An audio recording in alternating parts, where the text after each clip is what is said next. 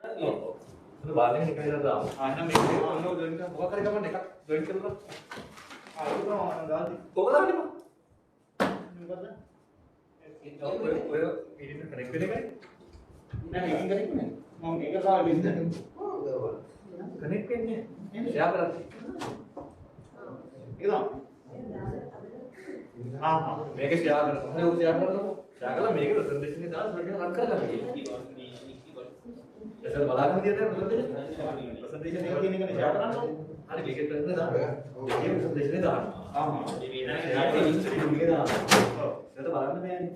ඒක පිටිපස්සට ඉන්නෝනේ බලන්න. නෑ. ඒ හින්දා අපි සර්ට් විතර මේක දෙනවා සර් බලන්න. ඒක වෙබ් ජොයින් වෙනවා. වෙබ් ජොයින් වෙනවා. ඒක ප්‍රසන්ටේෂන් රන් කරනවා. देखिए निकाल पूरा हां निकाल या करना देखो एक जोइन ने पूरा जोइन को අපේ රෙකෝඩින් එකේ අර කැලේ දෙක දෙකක් තියෙනවා ඔව් ඒක හා අද දාන්නේ වෙබ් එක කැලේ වගේ දැන් මම හරි මම මේක එකක්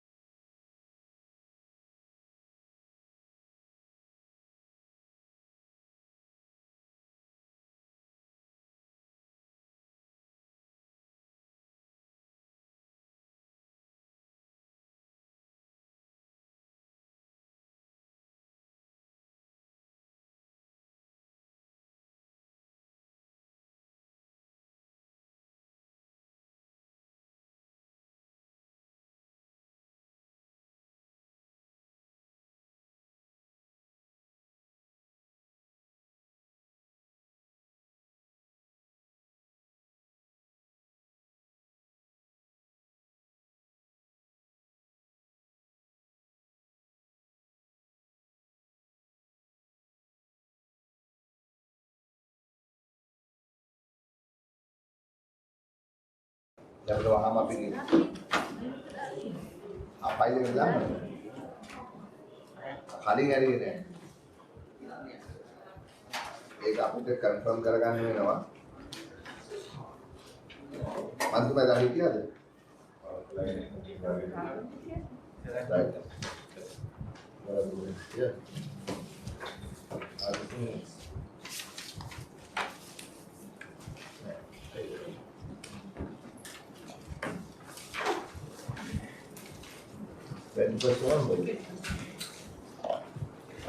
We need to confirm the minutes.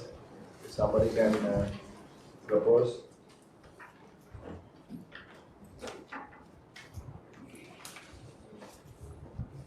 I will wait for some other members to come. And we will take it up later. Business of the day, Adam, සෑහෙන මේ අපිට කාරණා තියෙනවා ගන්න. නමුත් අපි ඉස්සෙල්ලා වැට් එකයි ඒකට අදාළ ගැසට්ස් දෙකක් තියෙනවා. ඒ දෙක ගමු. ඒ දෙක ගත්තයින් පස්සේ ඒ නිලධාරී මහත්මයාට මේක ගන්න පුළුවන්. ඒ නිසා පළවෙනි එක තමයි value added tax amendment bill. හරි VAT amendment bill එක. දැන් මේකේ මොකක්ද අපි මේ බලාපොරොත්තු වෙන්නේ කරන්න? සමාවෙන්න මට we have to introduce ourselves for the record, please.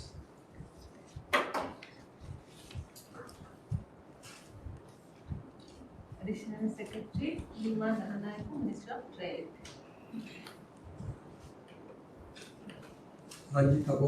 Commissioner General, Director General, Department of Treasury, and Silva. AK Selvan, the Legal Secretary.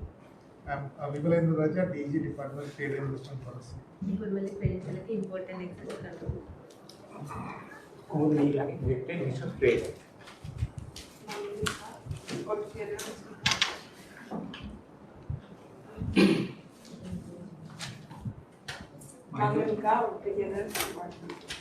Mind to Admiral, HPD General, General Department.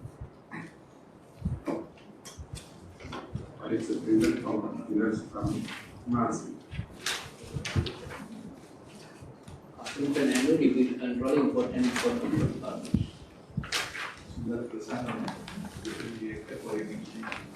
Sorry? Foreign Exchange Department, Additional Director. Deputy Director, Economic Research Center. Of? Central. Head of Trade Division, Secretary. Tamil. Harsha Pereira, Fiscal Policy Department, Tax Policy Advisor.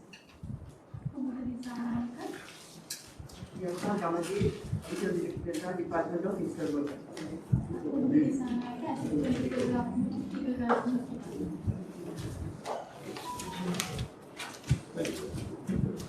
I'm not field commissioner in the department. I'm Nathara, Senior Deputy Commissioner, Millennium Department. Pereira, Additional Deputy Department of Treasury Operation.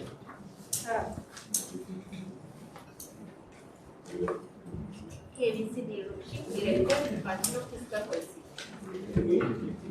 Director, Department of Fiscal.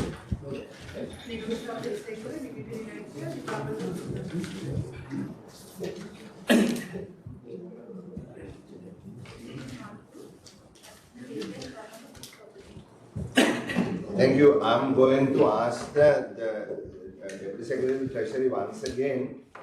I don't want to sort of call here any official who's not, absolutely necessary to be here because it's a lot of time that takes to come from there and we have to spend a lot of time here. So please make sure that we only trouble those who need to be troubled. Thank you very much. On the VAT bill, Deputy Secretary, what do we have to do?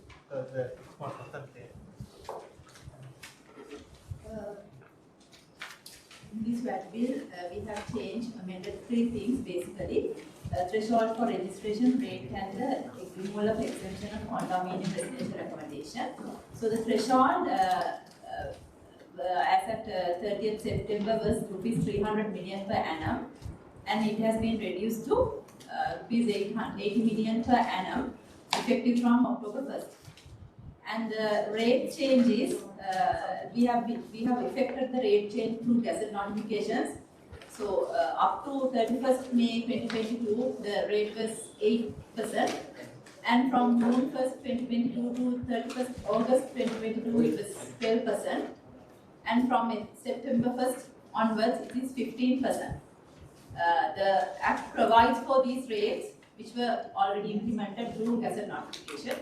And condominium residential accommodation, this was the liability was on off for from time to time. And from 1st of December 2022, the condominium residential accommodation will be liable for value-added tax. The VAT amendment bill contains the provisions relating to these three changes. Those are the changes. Yeah, no, what I'm saying is, we have sent this report this morning. Yeah. Ideally, we should have, we should get this ahead of time. I mean, I did my own research, and our technical team did, but this apparently had come this morning. I would really once again request you very kindly, Deputy Secretary, that, whatever at least sent to us, for me to even conduct this meeting, I would really appreciate if you send it a little earlier than that. Thank you. Can we have a stand of at least 48 hours or something? Because if the weekend comes, Friday days in, what is the difficulty? What is the challenge you have? Is it related to other agencies that you delay? Or is it your own agency's card problem, computers broken? What is the issue? No, so actually you were given a set of documents a couple of days ago. No, but it just It was in the pigeonhole. that's why I collected it. It's just was given to me 48 hours ago. Yes, that is whenever they got it, they would have put it in your mailbox. Yeah. But this is some additional information, including the cabinet memorandum as such. So this is what I would also like to have. Ideally, like the member says, if you can send it to her 48 hours before, that would be appreciated. But that honorable member, you are getting 48 hours, at least 48 hours before the committee. You don't have the But because it's in the folder. Is it not in the folder of the MDs? some of Yeah. Sorry, there were some others, agency department folk on this side that I did not see. If you would just introduce yourself for the record. Nirmal and Vigneswaran, Deputy Solicitor General from the Attorney General.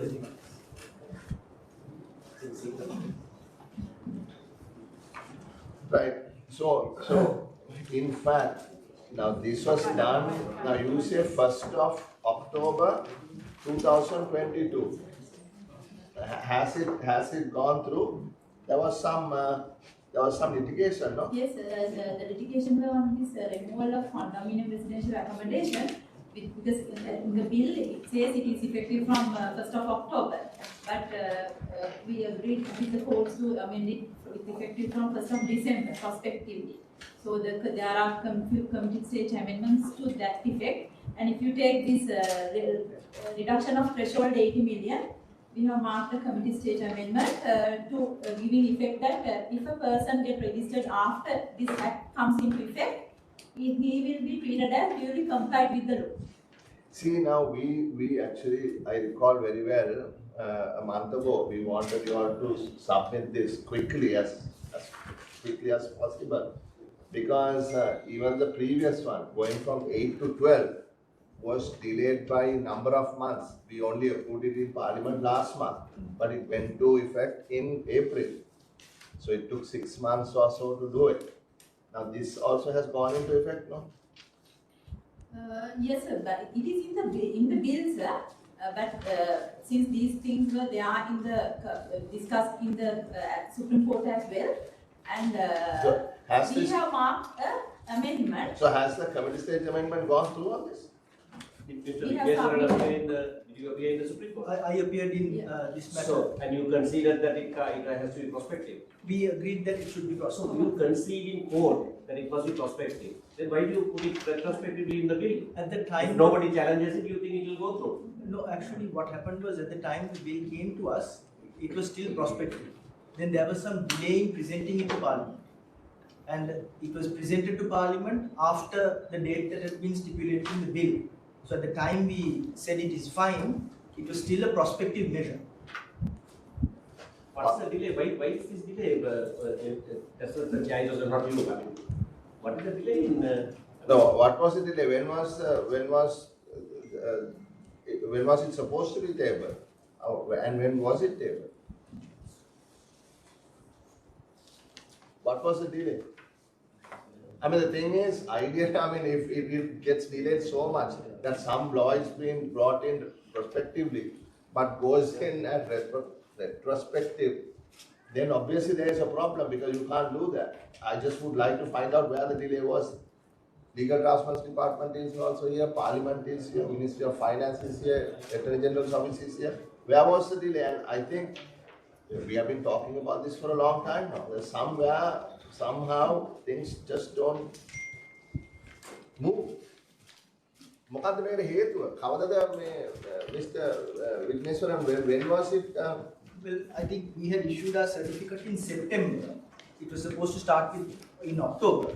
I believe around that time the constitutional amendment was in progress, so maybe Parliament gave preference to that. I'm just venturing a guess. Yeah. Yeah, it has been gazetted on the 23rd of September. Yeah. I mean, you have to make sure that your timing is appropriate. දැන් එතකොට මට කියන්න මේකේ දැන් 12 8 ඉඳලා 12ට ගේනකොට ඒ මාස කීයක් තිබ්බද 8 ඉඳලා 12ට? 8 ඉඳලා 12ට තිබුණේ ජූන් ඉඳලා ඔගස්ට් වෙනකම්. දැන් 3 months. දැන් 8ට ගෙනාවේ 2019 නේ. 2019. හරි එතකොට දැන් 2019 දෙසැම්බර් 1 ඉඳලා 2022 මැයි 31 වෙනකම් 8ට. මැයි 31 වෙනිදා 8ට නැති. ඔව් මැයි 31. ජූනි 1 වෙනිදා ඇයිදාද? ජූනි 1 වෙනිදා ඉඳලා අපි 12 වෙනිදා 12 වුණේ ජූනි 1 වෙනිදා ඉඳලා. ඔව් 8ට තිබුණේ ජූනි 1 වෙනිදා වෙනකම්. මැයි 31 දා. ඔව්. ඊට පස්සේ දැන් ඔයගොල්ලෝ මාසිකව බැලුවොත් 8 ඉඳලා 12ට වැඩි කරාන් පස්සේ කොච්චර විතර වැඩිවීමක් ඔයගොල්ලන්ට ලැබුණාද? ඒගොල්ලෝ කැල්කියුලේට් කරන්න නැතිනේ කොච්චර ලැබුණාද කියලා? Sir, මේකේ total එක 8 to 12 කියන එකේ as a percentage අපි ගත්තේ 0.7% in annual basis වැඩි වෙනවා කියන විදිහට තමයි අපි calculate කරලා තියෙන්නේ. 0.7% 7%. for the 4% increase. 4% increase. 0.7% of GDP. That's a 4% increase for the 4%. Yeah, Because 4%. එතකොට 12 to 15 ගානේ 12 to 15 එකේදී 0.5%. ඒ කියන්නේ inflation එකත් එක්ක. GDP sir. එතකොට inflation එකත් එක්ක value එක දෙනවා. ඔව් nominal value එකනේ බලන්න. nominal value එක GDP එක එතකොට දැන් තියෙන්නේ 15ට. දැන් 15ට ගෙනාවනේ. rate එක. ඔව්. එතකොට එන මාස 12ට projections. ඔව්. එතකොට කොච්චර බලාපොරොත්තු වෙනවද? දශම මෙහෙමයි. total එක sir before the distribution 8% එකේ තිබුණේ 1.7% of GDP. දැන් මේ rate changes එකත් එක්ක 3% තමයි අපි 2023 වල දාලා තියෙන්නේ. 1.3% වැඩිවීම for the whole year. ඒකද ඔයගොල්ලෝ මේ බජට් එකේ estimate කරලා තියෙන revenue හැටියට? ඔව්. 11% කරේ ඔව්. From 1.7, you are adding another 1.3 3 from this proposal to make it 3. දැන් එතකොට මේ VAT එක පිළිබඳව මේ අර condominium properties පිළිබඳව ප්‍රශ්නයක් තිබුණානේ. මොකක්ද ඒ ප්‍රශ්නේ? ඒක විසඳුවාද? ඒක විසඳුවා කියන්නේ ඒක retrospective effect එකක් තියනවාද? ඒක කලින් බිල් එකේ තිබුණේ retrospectively. හැබැයි අපි agree වුණා courts වලට agree වුණේ අප්‍රේල් දෙසැම්බර් 1 වෙනිදා ඉඳන් effective වෙන විදියට. දැන් මෙතන මම හිතන්නේ පැනලකපු ප්‍රශ්නයක් තමයි කට්ටිය සමහරව අස්සම් කරලා තියෙනවා. ඒකදි මෙහෙමයි වෙන්නේ. දැන් අපි හිතමු දැන් මේ වෙනකොට ගෙවලා දැන් part payment නේ සාමාන්‍ය කොන්ඩොමිනියම් වල කරන්නේ. ඒ මෙතෙක් කල් ගෙවපු payments වලට VAT එක නැහැ. ඒතර දෙසැම්බර් 1 වෙනිදායින් පස්සේ ඉතුරු වෙච්ච යම් ගෙවීමක් තියෙනවා නම් ඒක ඒ කොටසට විතරයි VAT එක වදින්නේ. එතකොට ඒක ඕගොල්ලෝ මේ කොන්ඩොමිනියම් ඇසෝසියේෂන් එකත් එක්ක සාකච්ඡා කරාද ඒක? නැත්නම් තීරණ ඕගොල්ලෝ ගත්තාද? ඇත්තටම ඒක නඩු දැම්මට පස්සේ නඩු දැම්මේ නැතත් කොහොමදත් effective date එකේ මොකද time of supply කියන එක වැදගත් වෙනවා. ඒක මම අහන්නේ ඒගොල්ලෝ ඉන්ඩස්ට්‍රි එකත් එක්ක ඒකට එකඟ වුණාද? නැත්ද? උසාවියට එකඟ වුණා. ඉන්ඩස්ට්‍රි එකත් එකඟ වුණා. එකඟ වුණා කියන්නේ උසාවියේ ජජ්මන්ට් එක දුන්නේ ඒ අපි ඒකට එකඟ වෙච්ච උනාට පස්සේ. You know, the issue here is, you know, whether it is because they wrote to us, the association, and they said it was a shock to them. Difficult to absorb that. And for the people also. මේක කොන්ඩොමිනියම් VAT එක ගත්තොත් මේක කාලෙන් කාලෙට තිබිලා නැති වෙච්ච දෙයක්. පනත මුල්ම පනත. ඒ කියන්නේ 2002 පනත එනකොට කොන්ඩොමිනියම් රෙසිඩෙන්ෂල් වල කොටසක් යට මේ ලයබල් වෙලා තිබුණා. BOI projects are exclusively residential purpose හදන ඒවා ලයබල් කරලා තිබුණා. ඊට පස්සේ 2011 හරි 13 වගේ කාලෙක තමයි ඔක නැති කරේ. ඊට පස්සේ ආපහු 2016 දී අඳුනලා දුන්නා. ඊළඟ 18 වෙනකොට ආපහු නැති වෙන ආපහු අඳුනලා දීලා 2019 දී තමයි සම්පූර්ණයෙන්ම අයින් කරේ. කාලෙන් කාලට දැන් ආයෙ දැම්මා. දැන් ආයේ එතකොට දැන් කිසිම ක්වොලිෆිකේෂන් එකක් නැහැ. හැම එකක්ම ලයබල් වෙනවා. හැබැයි මෙතෙක් කල අපි කවුරු හරි බය කෙනෙක් ගෙවලා තියෙනවා කියලා මුළු මුදලම ගෙවලා තියෙනවා නම් එයාට පුළුවන් නම් පෙන්නන්නේ මේ වෙනකොට ගෙවලා ඉවරයි කියලා. එතකොට මේ දෙසැම්බර් 1 වෙනිදායින් පස්සේ එයාට ට්‍රාන්ස්ෆර් වුණා කියලා චාර්ජ් වීමක් වෙන්නේ නැහැ. Just to raise a point. Honorable, do ahead. Sorry, go ahead. ඒක සභාපතිතුමනි මෙතන මේ එක කාලෙන් කාලෙට නීති වෙනස් වෙනවනේ. නීති වෙනස් කරන්නේ මිනිස්සු නෙවෙයිනේ. පාර්ලිමේන්තුවේ නිලධාරී එකතු වෙලා නීති වෙනස් කරන්නේ. ඒ නීති වෙනස් කරනකොට මේ වගේ අමාරු කාලෙක මිනිස්සුන්ට කොයිතරම් අමාරුවක් දැනෙනවද කියන එක පිළිබඳව මම දන්නේ අවබෝධයක් තියෙනවද කියලා. ඒකින්ද අපි යෝජනා කරන්නේ මම කියන්නේ ඇයි ඒක එතන ඇග්‍රීමන්ට් එකට ඇවිල්ලා තිබුණා නම් අඩු වශයෙන් ඒකෙන් භාගයක් හරි එහෙම නැත්නම් යම් කිසි කොටසක් ගෙවිලා නේද ඒගොල්ලන්ව නිදාස් කරන්න බැරි. දැන් මේක මෙතුමා එදා ඉදිරිපත් කරපු ප්‍රශ්නේ. ඒක මම මේ සභාවට ගෙනාවේ. This is highly unreasonable, I feel, honorable chairman. Chairman, මම ඒකට පොඩි උනපුරණයක් කරොත් now you told whoever was paid the full amount will be exempted. No? So actually it is the people who are financially weaker who will go for the installment basis. Now we are going to charge them more. So in that, but honorable this is very much applicable there. We actually discriminating somebody who can pay the full amount versus somebody who is unable to pay. The person who is unable to pay has to pay more now. So you should have thought about it. But are there people who actually pay down payment? I mean, pay at once and purchase apartments? No, but there are cases because some people call us and ask whether they are liable, whether they can avoid the tax.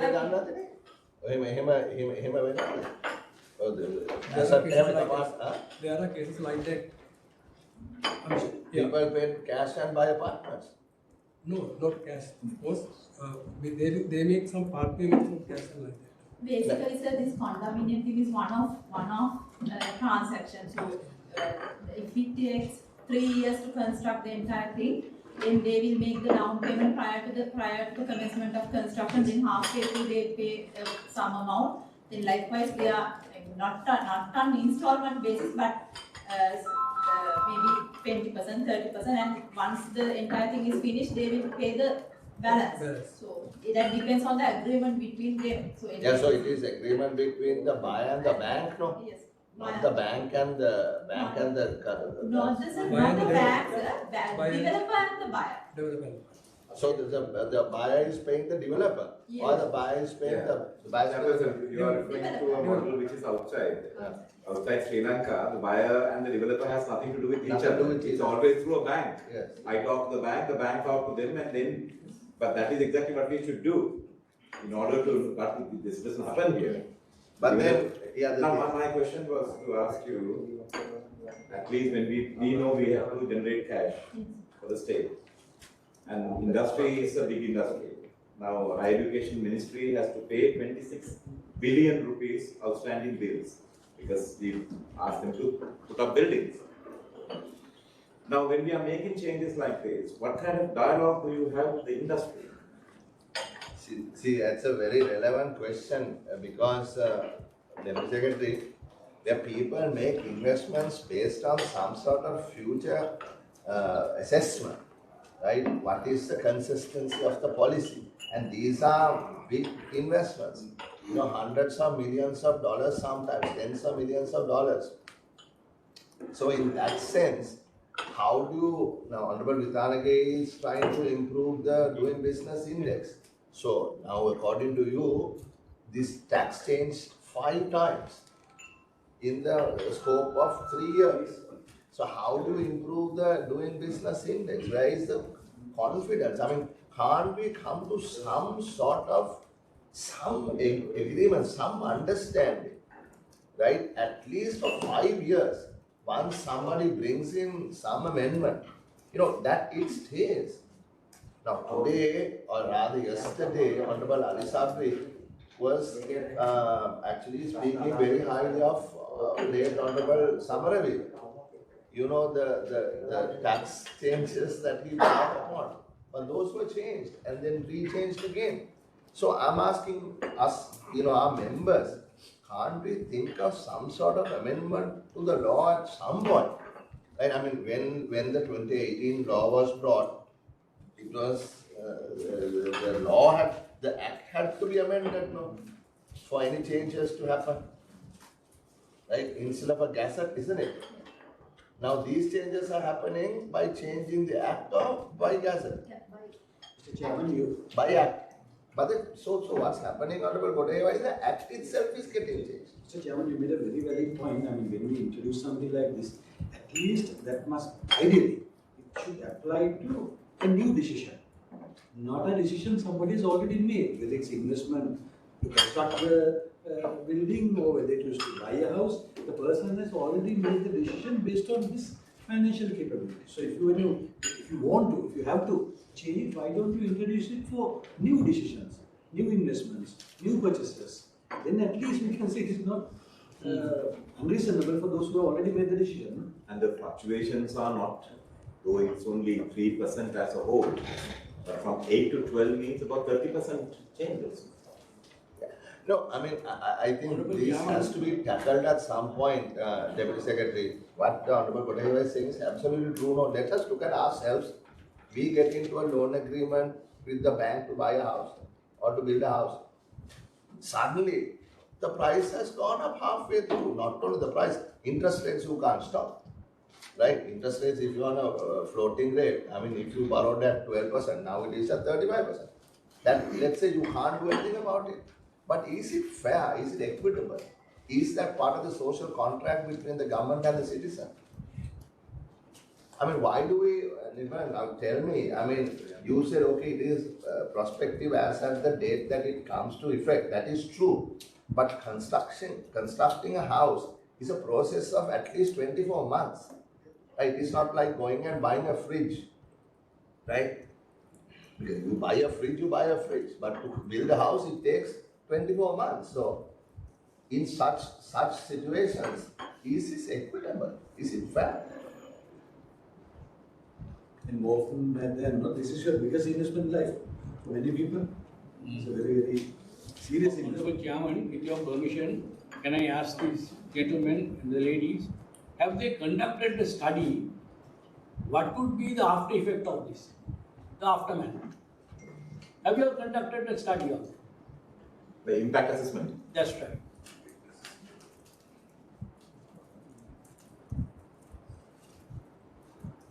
How many would, for instance, how many would say we can't afford it? They are giving up. Any kind of study. You know? No study has been done, I think. Honorable Chair, now to be fair by them, you all have been asked to raise revenue. Right? So you all have to go out and find devices to raise revenue in order to meet the ever-growing gap.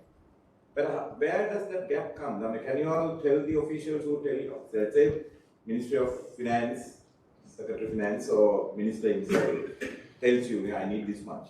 Or you all give these options to them and say, if you do X, Y, Z, we can generate this much of money. I think, Honorable Raghavan, I'm not going to unfortunately be able to get to that discussion today because we have a series of things. Yeah. But we will note that to have a more broader discussion, we need to have a broader discussion on revenue raising. And now there is another committee that has been established called Ways and Means Committee, which has a singular focus on finding new ways of making money. Making money for the state. So, okay, so we will go ahead, but our collective, I think, agreement here, actually 2 points. One is, please don't make this retrospective, right? Make sure that if it is cleared by the Aegis Department, it is presented in Parliament before the expiry date, as if it were. And the second point is what most of the MPs raised here, and I think you have to look at it as a policy matter, and we will raise it with the Minister of Finance, is that in transactions that take a longer period of time, right? What is the point at which you consider that transaction to have been completed, right? Or begun. So if it is a transaction of 24 months, Tanuja, you know, should the impact come in on the increased rate after that 24 months? For instance, a person while in a contract, right, should that person be liable? Because he or she entered into the contract under the assumption of the existing law. And the existing law was 12. Or in the existing law, condominiums were 0, was it? 0. So it went from 0 to 15. So very big amount. So halfway through the transaction, you are backing that person. So can we relook at this? I think we have as a committee, we have to look at it. I mean, don't you think, Deputy Secretary, this is a transaction that is taking T to T plus 24. At T plus 6, you put in this new tax. There's 18 more periods to go. I'm just asking you, you're the senior man here. I think borderline also, I think, okay, sir, then 2019 cap 25 billion tax exempt. It was liable. So, tax liable item. It was suddenly Parliament exempt. Mama කියන්නේ පාර්ලිමේන්තුවෙන් තව කරන්න ඕන වැඩක් තමයි. It was then alive. Then අපි දැන් 2.3% of surplus එක ගැන කතා කරනවා ඉස්සරහට රේට් වැඩි කරන්න බෑනේ සර්. දැන් මේ වගේ එක්සෙම්පෂන් අයින් කිරීම තමයි කරන්න වෙන්නේ. ඒක නැතුව කරන්න බෑ යන්න වෙනවා. නෑ ඒක තමයි රාඝවන් මහත්මයාගේ ප්‍රශ්නේ. ඒ කියන්නේ 2.3ක් හොයන්න කොහෙන්ද හොයන්නේ කියන එක ඒක ඕගොල්ලන්ට එන ප්‍රශ්නේ ඒක. නමුත් සමාජ සාධාරණත්වයේ පැත්තෙන් ගත්තොත් කොහොමද මෙහෙම එහෙට මෙහෙට වෙනස් වෙවි කියෙද්දි මේ ගනුදෙනුව මාස 24ක ගනුදෙනුවන්න මාස 6කින් මේක ගැව්වම සාධාරණත්වය ගැන තමයි මේ ප්‍රශ්නේ අහන්නේ. ඉතින් ඔබතුමාට ඒකට උත්තරයක් දෙන්න බෑ. ඒක පාර්ලිමේන්තුවේ ගන්න ඕන තීරණයක්. ඒක මේ ඔෆිසර්ස්ලාගේ ලෙවල් එකේ තීරණයක් නෙමෙයිනේ. ඒක ප්‍රතිපත්තිමය තීරණයක් පාර්ලිමේන්තුවෙන් ගන්නවා. අපිට කමිටි කැටියට ගන්න පුළුවන් නේ සභාපති. නෑ අපිට මේක මේ වෙලාවේ ගන්න බෑනේ. ඒ තීරණය අපිට මෙතන ගන්න බෑ. අපිට ඒ තීරණය නැවතත් සමාලෝචනය කරලා ගරු මුදල් ඇමතුමාගේ අවධානයට යොමු කරන්න ඕනේ. ඒකම කරමු. අපි ඒක කරමු. රයිට්. ඔබතුමා ඒක දැන් අපේ කමිටුවේ ප්‍රධානම පිලර්ස් කියන්නේ නමෙන් එකක් මේ ඇක්සස් එතකොට ඒකේ දැන් අතර මේ ගන්න රෙකමෙන්ඩේෂන් ගොඩක් වටිනවා අපේ කමිටි එකේ ඉස්සරහට යන්න. අපි මොන මේක ගැන විශේෂයෙන්ම කන්සිඩර් කරනවා. මොකද අපි දැනට ඉන්වෙස්ටර්ස්ලාගේ පැත්තෙන් ගත්තොත් එන්න ලොකුම නෙගටිව් පොයින්ට් එකක් මේ ඉෂුව එක. Yeah. හරි අපි ඒක කරමු. හරි එතකොට so yes there's just one matter. I think what we have done previously is we have allowed people who have already entered into notarially executed agreements and who have got certificates of conformity to be exempted. So that was one method we have adopted previously in the past. Again, it's a policy matter. That is one way of allowing people who have already committed large sums of money. That's a logical way to do it. That's a logical way to do it. So why wasn't it done like that? Obviously for convenience. But I think there are sometimes practical issues with regard to the genuineness of documents that you get. So that is a fraud. No?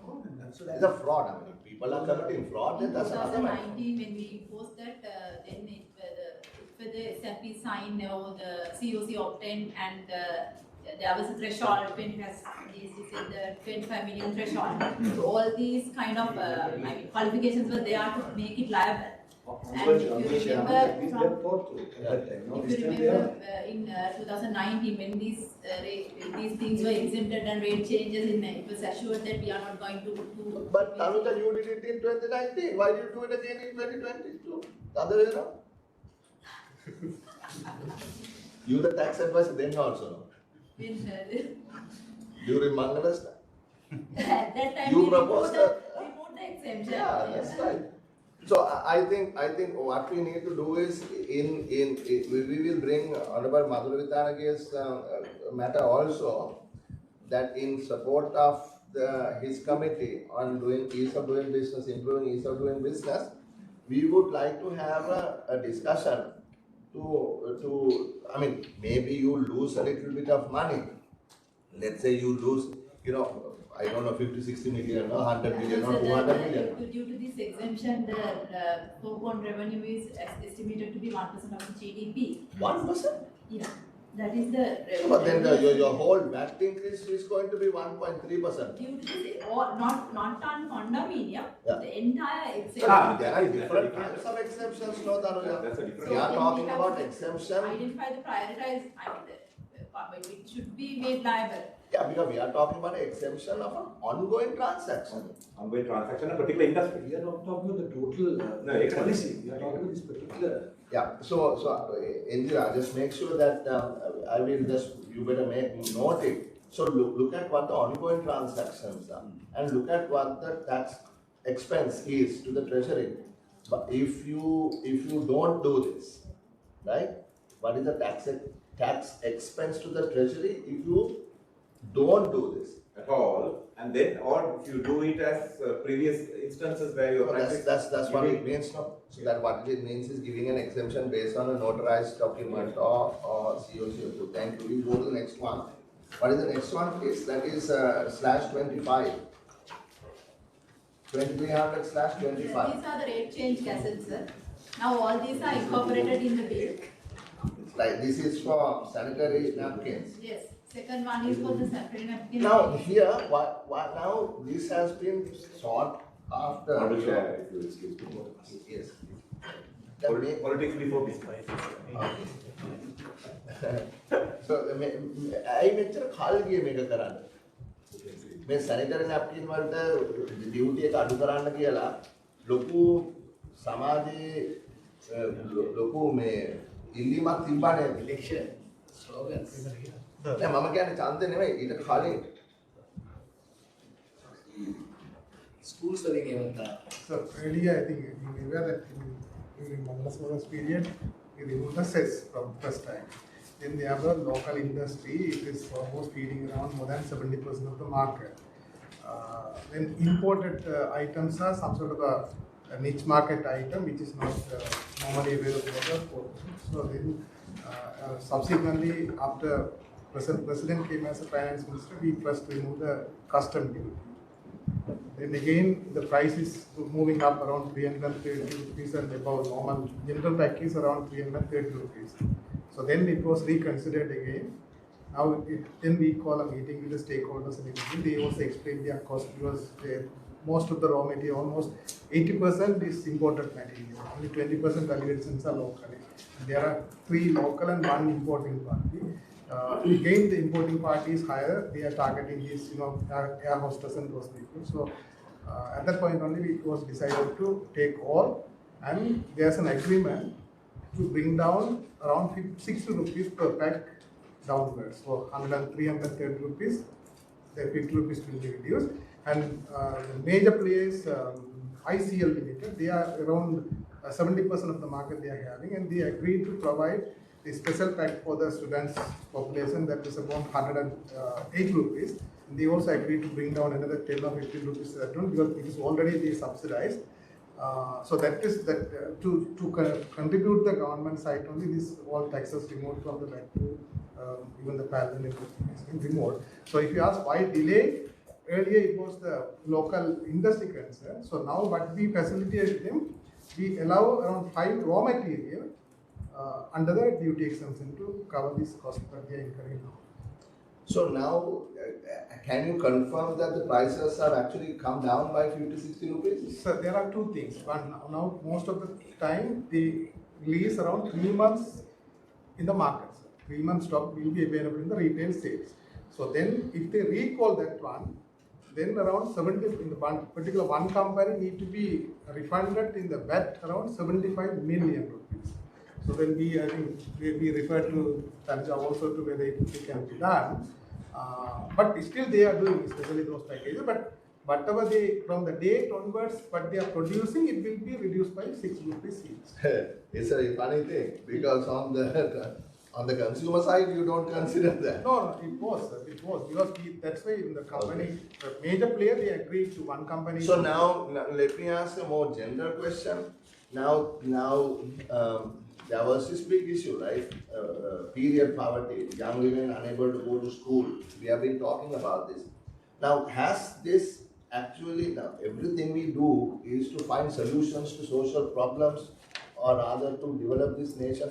So have we moved towards solving this problem? How much progress have we made? I think it is good to find out from young girls in schools in rural areas and others perhaps even in the city, whether this decision by the state has been meaningful to them.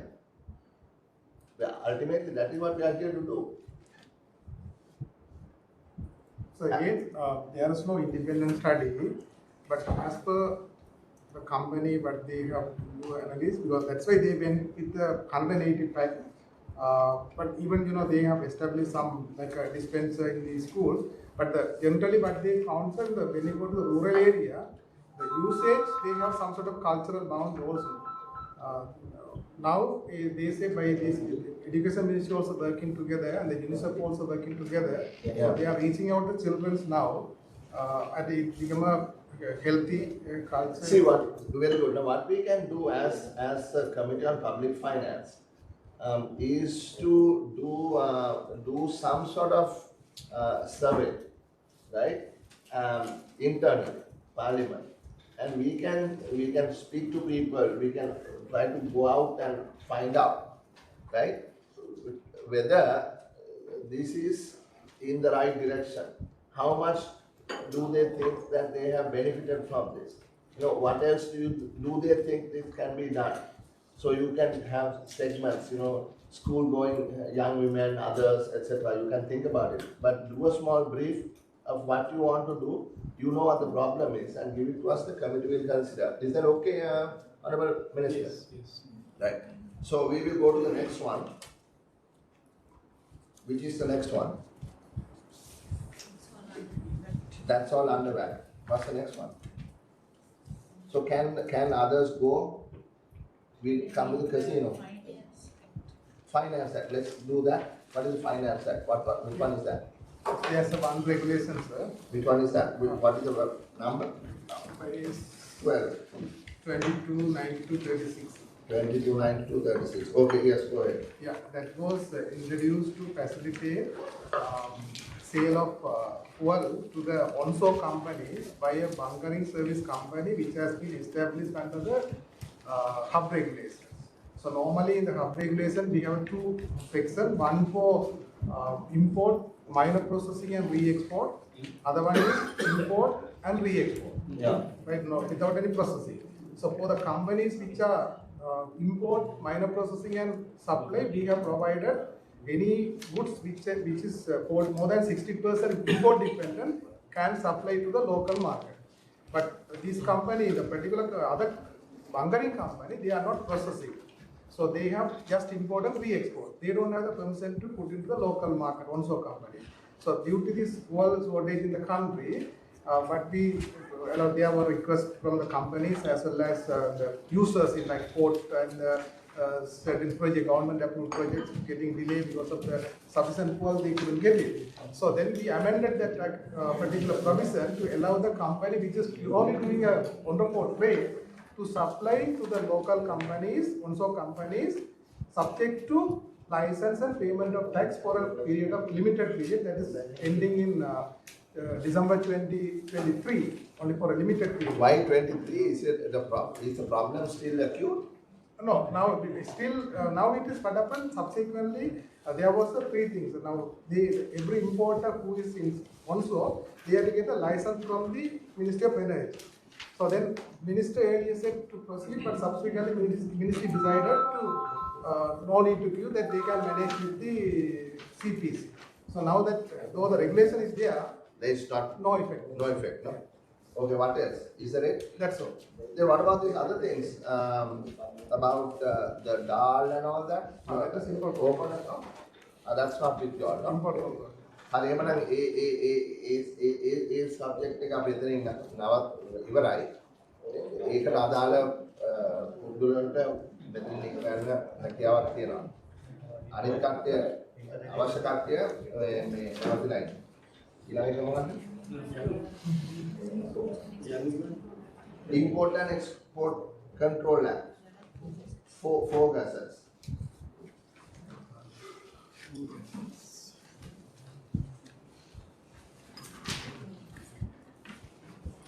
Gazette හතරක් issue කරලා තියෙනවා. පළවෙනි gazette එක තමයි payment term රෙස්ට්‍රික්ට් කරන්න issue කරපු gazette එක. අනිත් ගැසට් තුනම මේ පේමන්ට් ටර්ම් රිලැක්සේෂන්ස් වලට තමයි අනිත් ගැසට් තුනම ඉෂු කරලා තියෙන්නේ. ගරු මන්තුමාලා එන්න මෙතෙන්ට ඇවිල්ලා වාඩි වෙන්න. පළවෙනි ගැසට් එකේදී කරලා තියෙන්නේ මේ forex issue එකත් එක්ක open market restrictions impose කරලා තියෙනවා. ඒකෙදී කොටසක් විතරක් allow කරලා තියෙනවා. ඒ කියන්නේ සියලුම open account transactions restrict කරලා හැබැයි මේ exporters ලට සහ indirect exporters ලට allow කරලා තියෙනවා. ඒක තමයි පළවෙනි ගැසට් එකකින් කරලා තියෙන්නේ. හොඳයි ඒක ඉවරද කාලය ඉවරද? ඒ කාලෙ දිගටම තියෙනවා සර්. තාම තියෙනවා open account වලින් exporters ලට Indian exporters ලට input කරනවා. ඒක දැන් දිගටම කරගෙන යනවා. ඉතින් ඒක නිසා බඩු මිලේ අඩුවීමක් පේනවද? No sir, it was brought basically, there was a difference between the official exchange rate and the grey market. Correct. So then we are at the open account, in a way, open account and the DP term being used to promote this, Hawala system, the Indian system. Yeah. So then after this regulation, if the cap is come to from earlier 20 rupees, the cap came down to around 6, 7 to 8 rupees. So that is the one benefit out of this regulation. You think the gap between the curb market and the official came down because of the regulation to allow for open accounts? Because restricted. Because of the restriction or because of the allowance? No, restrictions. So we identified what the certain people So some you allow, the others you restrict. Yes. Who are earning the forex, we allow. Who are not earning the forex. So that means you can't buy from PETA and import. That's right. Because you won't let, you will restrict the imports. But you think, central bank is also here, you think this 371 rupees to the US dollar is now can be maintained throughout? With all these restrictions, you think that is the reason for the stability of the currency? Actually, there have been several reasons for that. It's not only the open account terms, there have been wide restrictions on imports, as well as we have this temporary suspension on the retailers. And Central Bank also introduced this the variation margin arrangement, where some guidance was given to the foreign exchange market. So all these factors actually help kind of maintain exchange rate So my question is this: now what is it? What is the guidance? So we have this middle exchange rate and a variation margin that we provide to the banks. So you provide it daily? Yes. We can. So what is today's guidance rate? Margin? It's around 360 rupees and 50 cents. Buying? That's the middle rate. So middle rate is the indicative rate is the day before the spot rate. Day before spot rate. Yeah. That is today's rate yesterday. Yes. So what is I just want to know how, I'm just asking what is the upper margin of the USD today on the buying side? Let me check it. Okay, right. My question is, yeah, just 1 minute, 1 minute. My question is, do you think that this is not really exactly relevant to this question, but how long do you think this will remain at this 371? I don't expect you to answer that, but just get me the previous answer. Yes, yes. Just 1 minute. Just very quick question. Restrictions are removed. Is the rupee free floating or is it controlled by pumping in dollars? Ask that question. I asked the question. Is the rupee free floating? Yeah. Are you allowing it certain leverage to float, or are you actually pumping in whatever dollars you have in the reserves and controlling it? Actually, this variation margin, the purpose of the variation margin is to allow the market to decide spot rate within the margin. Okay. So it's not really. No, we don't control the because the former governor states that even today, that the central bank is pumping in whatever reserves they have to stabilize the rupee. So I don't know, Honorable Chairman, that's a serious, I saw a recent interview of his. He's making that allegation that the central bank is actually pumping in dollars. No, I mean, if you are pumping in dollars, every day you can look at how much dollars got bought and got sold in the market. And you can see whether it is a net inflow or net outflow from the central bank, right? So it is registered on a daily basis. So in the last few weeks, has the central bank been a net seller or a net buyer in the forex market? Actually, Honorable, we don't do interventions for the purpose of keeping the exchange rate stable. No, my question is, was the central bank a net seller or a net buyer in the forex market in the last few weeks? For the year to date, we have been a net seller. For the last few weeks, again, we have to check the reports. Yeah, why don't you check it? Yes. Because the Honorable MP's question is valid. What's the next one? ඊළඟ setting කරලා නිසා අර restrictions වලින් කීපයක් තෝරාගත්ත කොටසකට allow කරලා තියෙනවා. ඒකෙදි local manufacturers ලාට පස්සේ essential food commodities 12කට එක දීලා තියෙනවා. ඒක cabinet decision එකක් අනුව තමයි දීලා තියෙන්නේ. මේ ඔක්කොම කියන්නේ මේ open account කියන්න පුළුවන් ඒවා. ඔව්. ඒ මොනවාද ඒවා මේ කෑම there are two things. One is human consumption, other one is animal feed.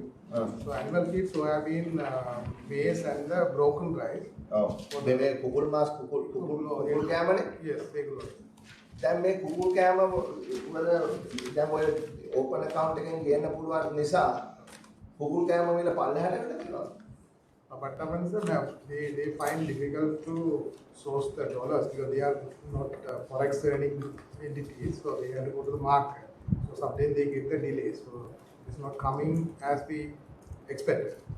Nanny, sometimes as expected, නෙවෙයි අධ්‍යක්ෂ ජෙනරාල්තුමා දැන් විතර ප්‍රශ්නේ නැහැ කියලා කියන්නේ. තියෙනවනේ. දැන් විතර ගේන්න විතරක් හදන්න යන වියදමට වඩා අඩු වියදමක්නේ ගැසට් කරලා තියෙන්නේ මේ විතර එක විකුණුම් වෙන. ට්‍රේඩ් එකේ කවුද ඉන්නේ? Trade minister. ඔබතුමාගේ යටතේද මේවා තියෙන්නේ? ට්‍රේඩ් මිනිස්ටර් තමයි පාරිභෝගික අධිකාරියෙන් තමයි ගැසට් එක. ඔව් දැන් මෙතන ගෙනල්ලා තියෙන්නේ කුකුල් කෑම වල මිල අඩු කිරීම සඳහා. No, basically not continue the existence. කුකුල් කෑම ගෙන ඒම සඳහා. කුකුල් කෑම ඉම්පෝට් කිරීම සඳහා අවශ්‍ය පසුබිම සකස් කරන තමයි මෙතුමා ඇවිල්ලා මේක ඉල්ලන්නේ. හරිද පුකුල් කෑම වල ප්‍රශ්නයක් තියෙනවා කියලා ටීවී එකේ බැලුවම නම් මේ රටේ මිනිස්සු දන්නවා. දැන් විතරක් කීයද? 55 60යි. 65යි 70යි. විතරක් 65යි. ඔයගොල්ලන්ගේ විකුණුම් මිල කීයද විතරේ? ගැසට් කරලා තියෙන 43යි. දැන් මම මේ අහන ප්‍රශ්නට උත්තර දෙන්න. දැන් විතරක් 43ට විකුණන්න මේ ඉදිරිපත් කරලා තියෙන මේ සීමා කිරීම විහිල් කිරීම හරහා කිසියම් හෝ හැකියාවක් ඉදිරියේදී හෝ බලාපොරොත්තු වෙනවද? පොඩක් ඉස්සර ගන්න එක එතනසේ මෙතෙන්දී යෝජනා වුණේ මේ සහ සෝයා මීල් කියන එක තමයි ඕපන් අකවුන්ට්ස් වලට ආයන එකයි ඉඩ දුන්නේ. නමුත් විවිධ රාජ්‍යස කිව්වා වගේ ඒ කියන්නේ ෆීඩ් මැනුෆැක්චරර්ස් වල ඇත්තටම ඔය ක්‍රමවේදයට ආයන කරන හැකියාවක් ලැබුණේ නැහැ. මොකද ඩේට් එකක් ඉන්නේ ඔක්තෝබර් මාස 31 වෙනිදා. නමුත් ඔය ක්‍රමවේදයට සැලකිය යුතු මේ සහ සෝයා මීල් ප්‍රමාණය ආනයින් නැහැ. ඒ ලක්ෂ බැලුවෙන් පස්සේ දෙන්නේ. ඇයි ආනයින් වෙලා නැත්තේ? ඒ කියන්නේ ඇත්තටම මේ දැන් අපි දුන්නේ අපි ඕපන් අකවුන්ට්ස් දුන්නා අපි එසෙන්ෂියල් ෆුඩ් කමොඩිටිස් ගේන්න. ඒ ක්‍රමවේදයේ ඇත්තටම ආනය ප්‍රමාණයක් කරලා සැලකිය යුතු මට්ටමේ සිග්නිෆිකන්ට්. නමුත් ෆීඩ් මැනුෆැක්චරර්ස් වලට ඒක හේතුව අපි දන්නේ නැහැ. උන්ට ඉර අවස්ථාව දුන්නා. නමුත් උන්ට ආනයන කරන්න හැකියාවක් ලැබුණේ නැහැ. ඒ ඇයි ෆීඩ් මැනුෆැක්චරර්ස් ලා ගේන්නේ නැත්තේ? So ඒක true reason. Other essential commodities are basically coming from India. So they have the long-standing relationship. They and also they have big amount of importation. So they have the between the both parties they have relation. They agree for this kind of open account and giving credit up to 180 days, something like that. Even if they don't pay something, they manage to get it. Because the stable products. But in this case, India also had some internal restriction for the exporters. So they had to import from other sources. Where you can find the credit facility for the. අපි මෙතන ඇවිල්ලා ඉන්නේ ජනතාවගේ ප්‍රශ්න විසඳන්නනේ. මට ප්‍රශ්න දෙකක් තියෙනවා විසඳන්න මේකේ. එකක් තමයි මට කරුණාකරලා කියන්න යථාර්ථය ඕගොල්ලෝ මුදල් අමාත්‍යාංශයේ මේ වෙළඳ අමාත්‍යාංශයේ මහ බැංකුව ඔක්කොමලා ඉන්නවා.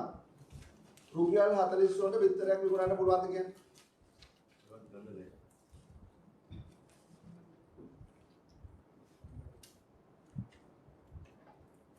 දැන් මම දැක්කා රුපියල් 43ට නැතුව රුපියල් 45කට වගේ විතරක් විකුණලා ලක්ෂ ගණනක් ගඩ ගහලා මිනිස්සු. ඔව් කියන්නකෝ. නෑ දැන් ඇත්තටම මම පන්සිකට පොත ප්‍රැක්ටිකල් සයිඩ් අපි දැන් ළමයි විතර විකුණන්නේ මිනිහා කඩේට ආවම කියනවා විතර නෑ කියලා. ඊට පස්සේ අඳුරන එක්කෙනෙක් ආවොත් කියනවා මේ පිටිපස්සෙන් ඇවිල්ලා විතර නම් කියනවා හැබැයි දෙන්නේ 58යි. 58ට 60 ගණන්. 60යි 65යි. ඒක එක ගණන් වලට තමයි දෙන්නේ. we are aware of the problem. ඔබතුමා කියන්නේ මොකද්ද කියලා? 50 දක්වා මේ වෙනකොට පාරිභෝගික අධිකාරියෙන් මැදලීම් සිදු කරන්නේ නැහැ. මේ විතර රුපියල් 50ක මිල දක්වා මැදලීම් සිදු කරන්නේ ඒහා තමයි දැනට පාරිභෝගික අධිකාරියෙන් කරන්නේ. ඒ අවස්ථාවේ පාරිභෝගික අධිකාරියට ලැබිලා තිබුණු දත්ත උපයෝගී කරගෙන තමයි ඒ වෙලාවේ මේ මිල. හරි මම මෙතන නියෝගයක් දෙනවා මුදල් අමාත්‍යාංශයටයි වෙළඳ අමාත්‍යාංශයටයි අද තියෙන මිල අනුව අපිට සතියකින් කල්පනා කරලා දෙන්න විතරයක් විකුණන්න පුළුවන් මිල කීයද? ඒක ඉස්සරව කරන්න පුළුවන්ද කියලා? නෑ විතරයක් විකුණන්න පුළුවන් මිලක් තියෙන්නේ නැහැ. දැන් අපි දන්නවනේ විතරයකට මේ විතරයක් විකුණන්න නම් මොනවද අවශ්‍ය වෙන මේකේ ඉන්පුට් අපිට කරුණා කරලා කියන්න විතරයක් අපි අහන රුපියල් 43 විකුණන්න පුළුවන් දැක්ද කියන එක නෙමෙයි විතරයක් කොස්ට් එක කීයද? I mean, you should be able to calculate that. You are the general treasury. You are the trade ministry. That is the central bank. You should take a week. You can do it in a day. Yes. පුළුවන්ද කරන්න?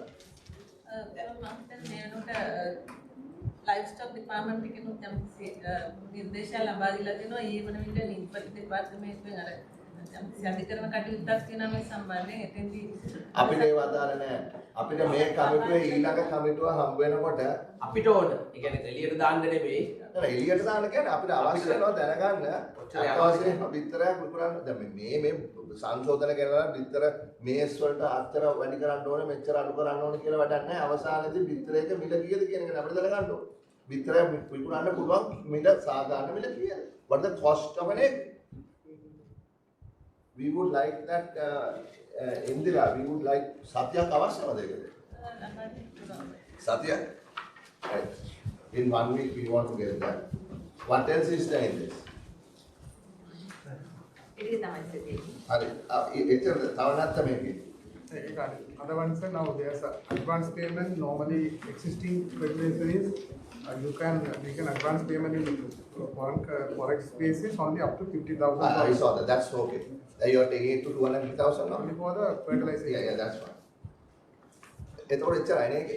හරි එහෙමනම් ඒකට ඒකට අදාළ කට්ටියට මේ අවශ්‍ය නම් ඉන්න පුළුවන් අවශ්‍ය නැත්නම් ගන්න පුළුවන් ඊළඟට ගන්න කැසිනෝ එක.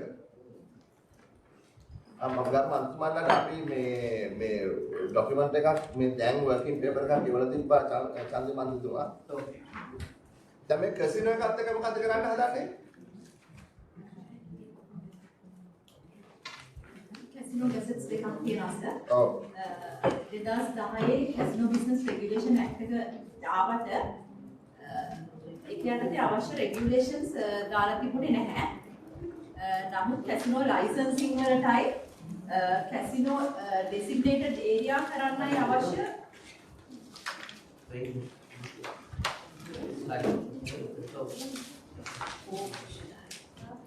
Now, and also, have you sent the working paper to WhatsApp?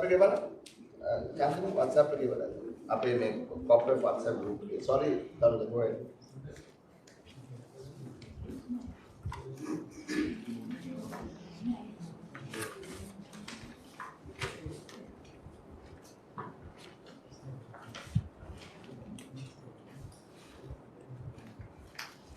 Make a hadan. Yeah. Just 1 minute. Yes. Maybe the answers for the questions you just raised. So the middle rate central bank publishes is 363 rupees and 50 cents, and the margin is $2.60 in one side. So 260 plus and 261. So it's 365. 363. No, so it's roughly 365. Yeah, 365 is upper month. Did it come down? Did it go to 371? No, for the last few weeks it has been at around 363 rupees and 50 cents, the middle rate, around the middle rate. Okay, we'll come back to it. 2010 අංක 17 දරන Casino Business Regulation Act එකේ requirements දෙකක් තියෙනවා. ඇත්තටම ඒ act එක තිබුණාට මේ licensing requirements සහ අනිත් ඒ අවශ්‍යතාවල් ගැසට් කරලා තිබුණේ නැහැ. ඒක නිසා දැනට existing casinos හතරක් විතර රටේ තියෙනවා. ඒකට අමතරව අලුතෙන් කවුරු හරි ඉන්නවා නම් මේ register වෙන්න එහෙම දීමට හැකියාවක් තිබුණේ නැහැ. ඒතර ඒ අවශ්‍යතාවය සඳහා ගැසට් අවශ්‍ය ගැසට් notification දෙකක් තමයි issue කරලා තියෙන්නේ. ඒතර මේ order එකෙන් කරන්නේ 22 අංක 22 96 දරන ගැසට් නිවේදනයෙන් කරලා තියෙන්නේ designated area එක specify කරන එක. ඒ කියන්නේ Casino Regulation Act එක එන කාලෙදී ඒ කියන්නේ 2010 වගේ කාලෙදී තිබුණේ casinos වලට මොනවාරි පළාතක් වෙන් කරලා. නමුත් දැන් එහෙම කිරීමේ හැකියාවක් තිබුණේ නැහැ. මොකද මේ මේක මේ ඉතාමත් අවශ්‍යයි වුණා මේ රෙගියුලේට් කරන්න කැසිනෝ ඉන්ඩස්ට්‍රි එක. ඒ රෙගියුලේට් කිරීමේ අවශ්‍යතාවය නිසා ඩෙසිග්නේටඩ් ඒරියා එක විදිහට සැලකලා තියෙනවා මේ ගැසට් නිවේදනය හරහා යම් කැසිනෝ එකක් කරන්න ලයිසන් එකක් දෙනකොට ඒ ලයිසන් එකේ එයා තැනක් ස්පෙસિෆයි කරනවා. ඒ තැන ඩෙසිග්නේටඩ් ඒරියා එක විදිහට මේ ඕඩර් එකෙන් දාලා තියෙනවා. මේ නිවේදනයේ විතරයි මේ ඕඩර් එකේ තියෙන්නේ. ඊළඟ 22.95.10 කියන ගැසට් නිවේදනය මගින් කැසිනෝ බිස්නස් ලයිසන්සින් රෙගියුලේෂන් පනවලා තියෙනවා. ඒතකොට මේ රෙගියුලේෂන් එක යටතේ කෙනෙක්ට පුළුවන් ඇප්ලිකේෂන් එකක් අලුතෙන් ලයිසන් එකක් ගන්න හරි තියෙන ලයිසන් එකක් රිනිව් කරන්න හරි මේ වෙනකොට රිනිවල්ස් නැහැ මොකද කවදාවත් ලයිසන් එකක් ඉෂුව කරලා නැති නිසා දැන් එනවා නම් එන්න පුළුවන් අලුතෙන් ලයිසන් එකක් ගන්න වෙන ඇප්ලිකේෂන් එක. ඒ කියන්නේ රිනිවල් එකක් නැහැ කියන්නේ දැන් දීලා දැනට නැහැ. ඒ කියන්නේ දැනට දැන් අපි රිනිවල් එකක් එන්නේ ඒක ලයිසන් එකක් අවුරුදු 5ක කාලයක් සඳහා අවුරුදු 5කට තියෙනවා. ඔව් ඒ කියන්නේ මෙතෙක් කවදාවත් ලයිසන් එකක් ඉෂුව වෙලාම නැහැ. දැන් තියෙන ඔපරේට් වෙන ඒවටවත් ලයිසන්ස් කියලා දෙයක් නැහැ. ඒකට මේ එහෙම අවශ්‍යතාවයක් තිබුණේම නැහැ. කොහෙවත් ලීගල් රික්වයර්මන්ට් එකක් නැහැ ලයිසන්ස් එකක් ගන්න. ඒ රික්වයර්මන්ට් එක තමයි අර ඒ රික්වයර්මන්ට් එක ඇති කලේ 2010 පනතේ. නමුත් ඒ පනතේ තියෙන ප්‍රොවිෂන් එක තමයි ගැසට් නිවේදනයක් මගින් රෙගියුලේෂන් කරන්න කියන එක. රෙගියුලේෂන් ඉෂුව වෙලා තිබුණේ අවුරුදු 12ක් ගිහිල්ලා. ඒක තමයි අපි දැන් මේ කරලා තියෙන්නේ. එතකොට ඇප්ලිකේෂන් එකක් ඉවැලුවේට් කරනකොට බලන්න ඕන කාරණා මොනවද? යාගේ ෆයිනෑන්ෂල් සිටුේෂන් එක සහ අනිත් දේවල් ඊළඟට ලයිසන්ස් ෆී එක, ලයිසන්ස් එකක් දෙන්නේ කොහොමද ප්‍රොසීඩියර් එක, ලයිසන්ස් එකක් කැන්සල් කරන්න පුළුවන් අවස්ථා මොනවද? දැන් මෙහෙමයි මේ මට කැසිනෝ ලයිසන්ස් දෙන එක ගැන මට මේ මොරල් ප්‍රශ්නයක් නැහැ. කැසිනෝ කරන්න ඕන නම් කැසිනෝ කරන්න. ඒක මට අදාළ නැහැ. හැබැයි මට කියන්න මුදල් අමාත්‍යාංශය කියන්න කැසිනෝ නියාමන ආයතනයන් නැතුව ලයිසන්ස් දෙන රටවල් මොනවද කියලා? ඇත්තටම සර් කැසිනෝ නියාමන ආයතනයක් කියන්නේ මෙහිමයි. කැසිනෝ නියාමන ආයතනයක් තිබිය යුතුයි. එතකොට කැසිනෝ නියාමන ආයතනයක් නැතුව කැසිනෝ ලයිසන්ස් දෙන්නේ නැහැ. මම දැන් අපි මේ ડોකියුමන්ට් එකක් හදලා මේ වර්කින් ડોකියුමන්ට් එක උතුමාගේ WhatsApp එකට එවුවා. I just checked. Was it not sent? No, it has not been sent. I was just checking. Forward to him. ඇත්තටම සර් මේ වෙනකොට මේ කැසිනෝස් සම්බන්ධයෙන් කිසිම දැන් ආදායම් බදු දෙපාර්තමේන්තුවට ඉන්ලන්ඩ් රෙවිනියු එකට ගෙවන ටැක්ස් ඇරුණකොට ඒක බලන්නවත් මොකක්වත් කරන්නේ නැහැ. පළවෙනි පියවර විදියට තමයි සර් ලයිසන්සින් රෙගියුලේෂන් එක ඉෂුව කරේ. හරි. දැන් තනුජ කියන්නේ මේකේ ටැක්ස් ගෙවනවාද කියලා දන්නේත් නැහැ. මේවා කොච්චර ආදායමක් එනවාද කියලා දන්නේත් නැහැ. උදාහරණයක් හැටියට මේ DST මට කියන්න ඕගොල්ලෝ ගැවුවා බද්දා කවුරු හරි කැසිනෝ එකකට අතුල් වෙනකොට ඩොලර් 100ක් ගෙවන්න ඕනේ කියලා. එහෙමනේ බද්දක් තිබ්බනේ. ඒ බද්දෙන් කොච්චර එකතු කරාද කියන්නේ? ඒකේ මම දන්නේ දේශීය ආදායම් දෙපාර්තමේන්තුවට ඒක සර් කැසිනෝ ලයිසන් එකේ නෙමෙයි දැනට තියෙන බෙටිං ඇන්ඩ් ගේමින් නෑ මම අහන්නේ දැන් රෙගියුලේටර් කෙනෙක් නෑනේ මේ අපේ අධ්‍යක්ෂ ජෙනරාල් කමිෂනර් ජෙනරාල් තුමා මේ රෙගියුලේෂන් එක නැති ඉන්ඩස්ට්‍රි එක එක කට්ටිය ඇවිල්ලා එක බදු දානවා.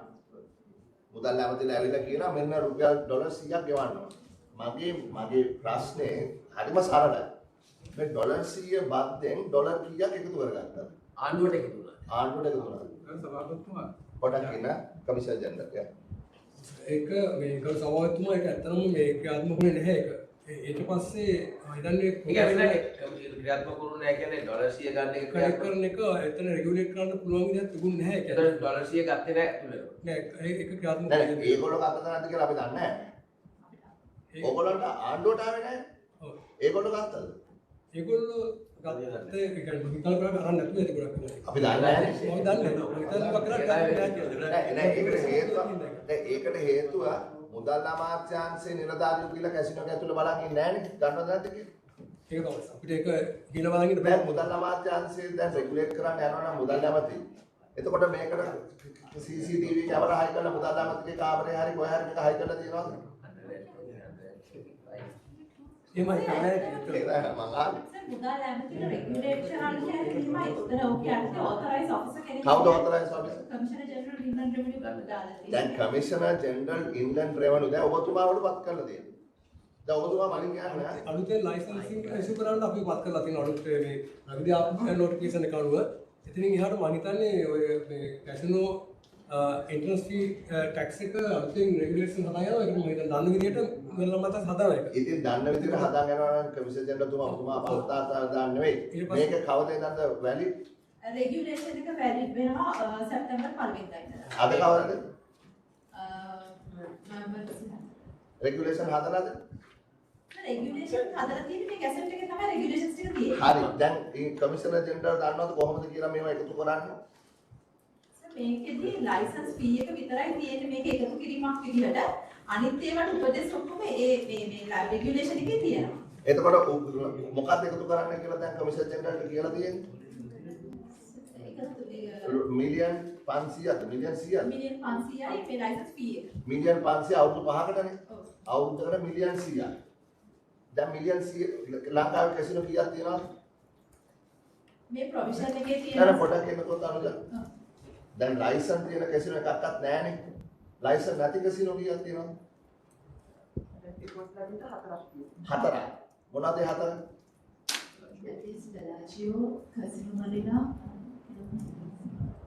Valleys, Bellagio, Casino, Marina. Stardust. හතරයි. ඒ කියන්නේ වාර්තා වෙච්ච නැති ඒවා තියෙනවා. ඒ වාර්තා වෙච්ච මේ දැන මේ අපේ මේක අපි නීතියේ තියෙන ලොකු අඩුපාඩුවක් තියෙනවා. ඒක කියන්න ඕනේ. මොකද තමන් කිව්වට අර කැසිනෝ රෙගියුලේෂන් ඇක්ට් එක තිබ්බට මොකක්වත් මේක යටතේ කරලා තිබුණේ නැහැ. බෙටිං ඇන්ඩ් ගේමින් ලෙවි ඇක්ට් එක තමයි ඔන්න රෙගියුලේට් කරන්නේ අන්තිමට හරි තිබුණේ. ඒතර මේ පනත යටතේ තිබුණා ප්‍රොවිෂන් එකක් දැම්ම 2013 දාලා තියෙනවා. මේ කැසිනෝ ඒ පනත කියන්නේ ගේමින් කියලා. ගේමින් හරි කවුරු හරි කරනවා නම් එයාලා දේශීය දෙපාර්තමේන්තුවේ ලියාපදිංචි වෙන්න. හැබැයි ඒ ප්‍රොවිෂන් එක ඕපන් වෙලා තිබ්බේ මාස 5කට. ඒ කියන්නේ 2013 ජනවාරි 1 වෙනිදා ඉඳලා 2013 මැයි 31 වගේ කාලයක් වෙනකන් තමයි ඕපන් වෙලා තිබුණේ. එතකොට කවුරු හරි කෙනෙක් ආවත් එයාට දේශීය ආදායම් දෙපාර්තමේන්තුවේ බදු ෆයිල් එකක් ඕපන් කරන්නවත් වෙන මොකක්වත් දෙයක් ගන්න පුළුවන්කමක් තිබුණේ නැහැ. ඒ කාලේ විතරයි පුළුවන් වුණා. අන්න හරි. ඒ කියන්නේ මේ මාස 5 ඇතුළතදී කවුරු හරි කෙනෙක් ඒ වෙනකොට හිටියා නම් එයා මේ මාස 5 ඇතුළේ රෙජිස්ටර් වුණා නම් එයාගේ ටැක්ස් ෆයිල් එක තියෙනවා. එයා ගෙවාගෙන ගියා. ඒතකොට ඒ වගේ නෑ එයා ඉඳලා එයා රෙජිස්ටර් නුනා නම් මොකක් හරි පීනල් ප්‍රොවිෂන් එකක් තියෙනවා. නෑ එතකොට එයාට මොකුත් එහෙම එයා ඒක ඔපරේට් කරනවා. පීනල් ප්‍රොවිෂන් එක තමයි එයාට ලියාපදිංචියක් කොහෙවත් නැහැ. එයා ඔහේ ඉන්නවා. ඒක එහෙම තමයි දැන් මට කියන්නකෝ මහා මන්ත්‍රීස්සේ මට කියන්නකෝ 2013 මැයි වලට පස්සේ ලංකාවේ කැසිනෝ ඇරියද? මම මාට ඒ ගැන හරියටම කියන්න බෑ. නමුත් අපි වෙබ්සයිට් එකකට ගියොත් ඒක කියන්න නැති වෙන්න බෑනේ. ඔබතුමා රෙගුලේටර්නේ මට කියන්න. නෑ ඇත්තටම මේ කාලය තුල අපිට වාර්තා වුණේ නැහැ හරිය කියලා. ඒ කියන්නේ 2013 මැයි මාසේ 31 වෙනිදාන් පස්සේ ලංකාවේ අලුත් කැසිනෝ එකක්වත් ඇරියේ නැහැ. අපිට එහෙම වාර්තා වෙන්නේ නැහැ. ඔබතුමාලට වාර්තා වෙලා නැහැ. හැබැයි මම දැන් අලුතෙන් එනවා නේද? දැන් හැබැයි අපි වෙබ්සයිට් එකකට ගිහිල්ලා බැලුවොත් අර කැසිනෝ හරි ඒ වගේ එකට ගිහිල්ලා බැලුවොත් දැනටත් ඒ කියන්නේ මේ ඔන්ලයින් වගේ එහෙම තියෙනවා. මොකද ඔන්ලයින් ඒවා මේ නීති කොහෙවත් කවර් වෙලා නැහැ සර්. ඒ ප්‍රශ්නයක් තියෙනවා. ඉතින් ඒකනේ මම කියන්නේ දැන් ඒකනේ ලෝකේ හැම රටේම වගේ කමිෂනර් ජෙනරල් තුමා ලෝකේ හැම රටේම වගේ කැසිනෝ තියෙනවා නම් කැසිනෝ රෙගුලේටර් කෙනෙක් ඉන්නවා. ඔබතුමාට බෑ කැසිනෝ එකක් රෙගුලේට් කරන්න. ඔබතුමාගේ කාර්යභාරය ඒක නෙමෙයි. ඔබතුමාගේ විෂය පත්‍රයට කැසිනෝ රෙගුලේෂන් එක සම්බන්ධ නැහැ. ඔබතුමාගේ විෂය පත්‍රයේ තියෙන ඉන්කම් ටැක්ස් එකතු කරන එකට.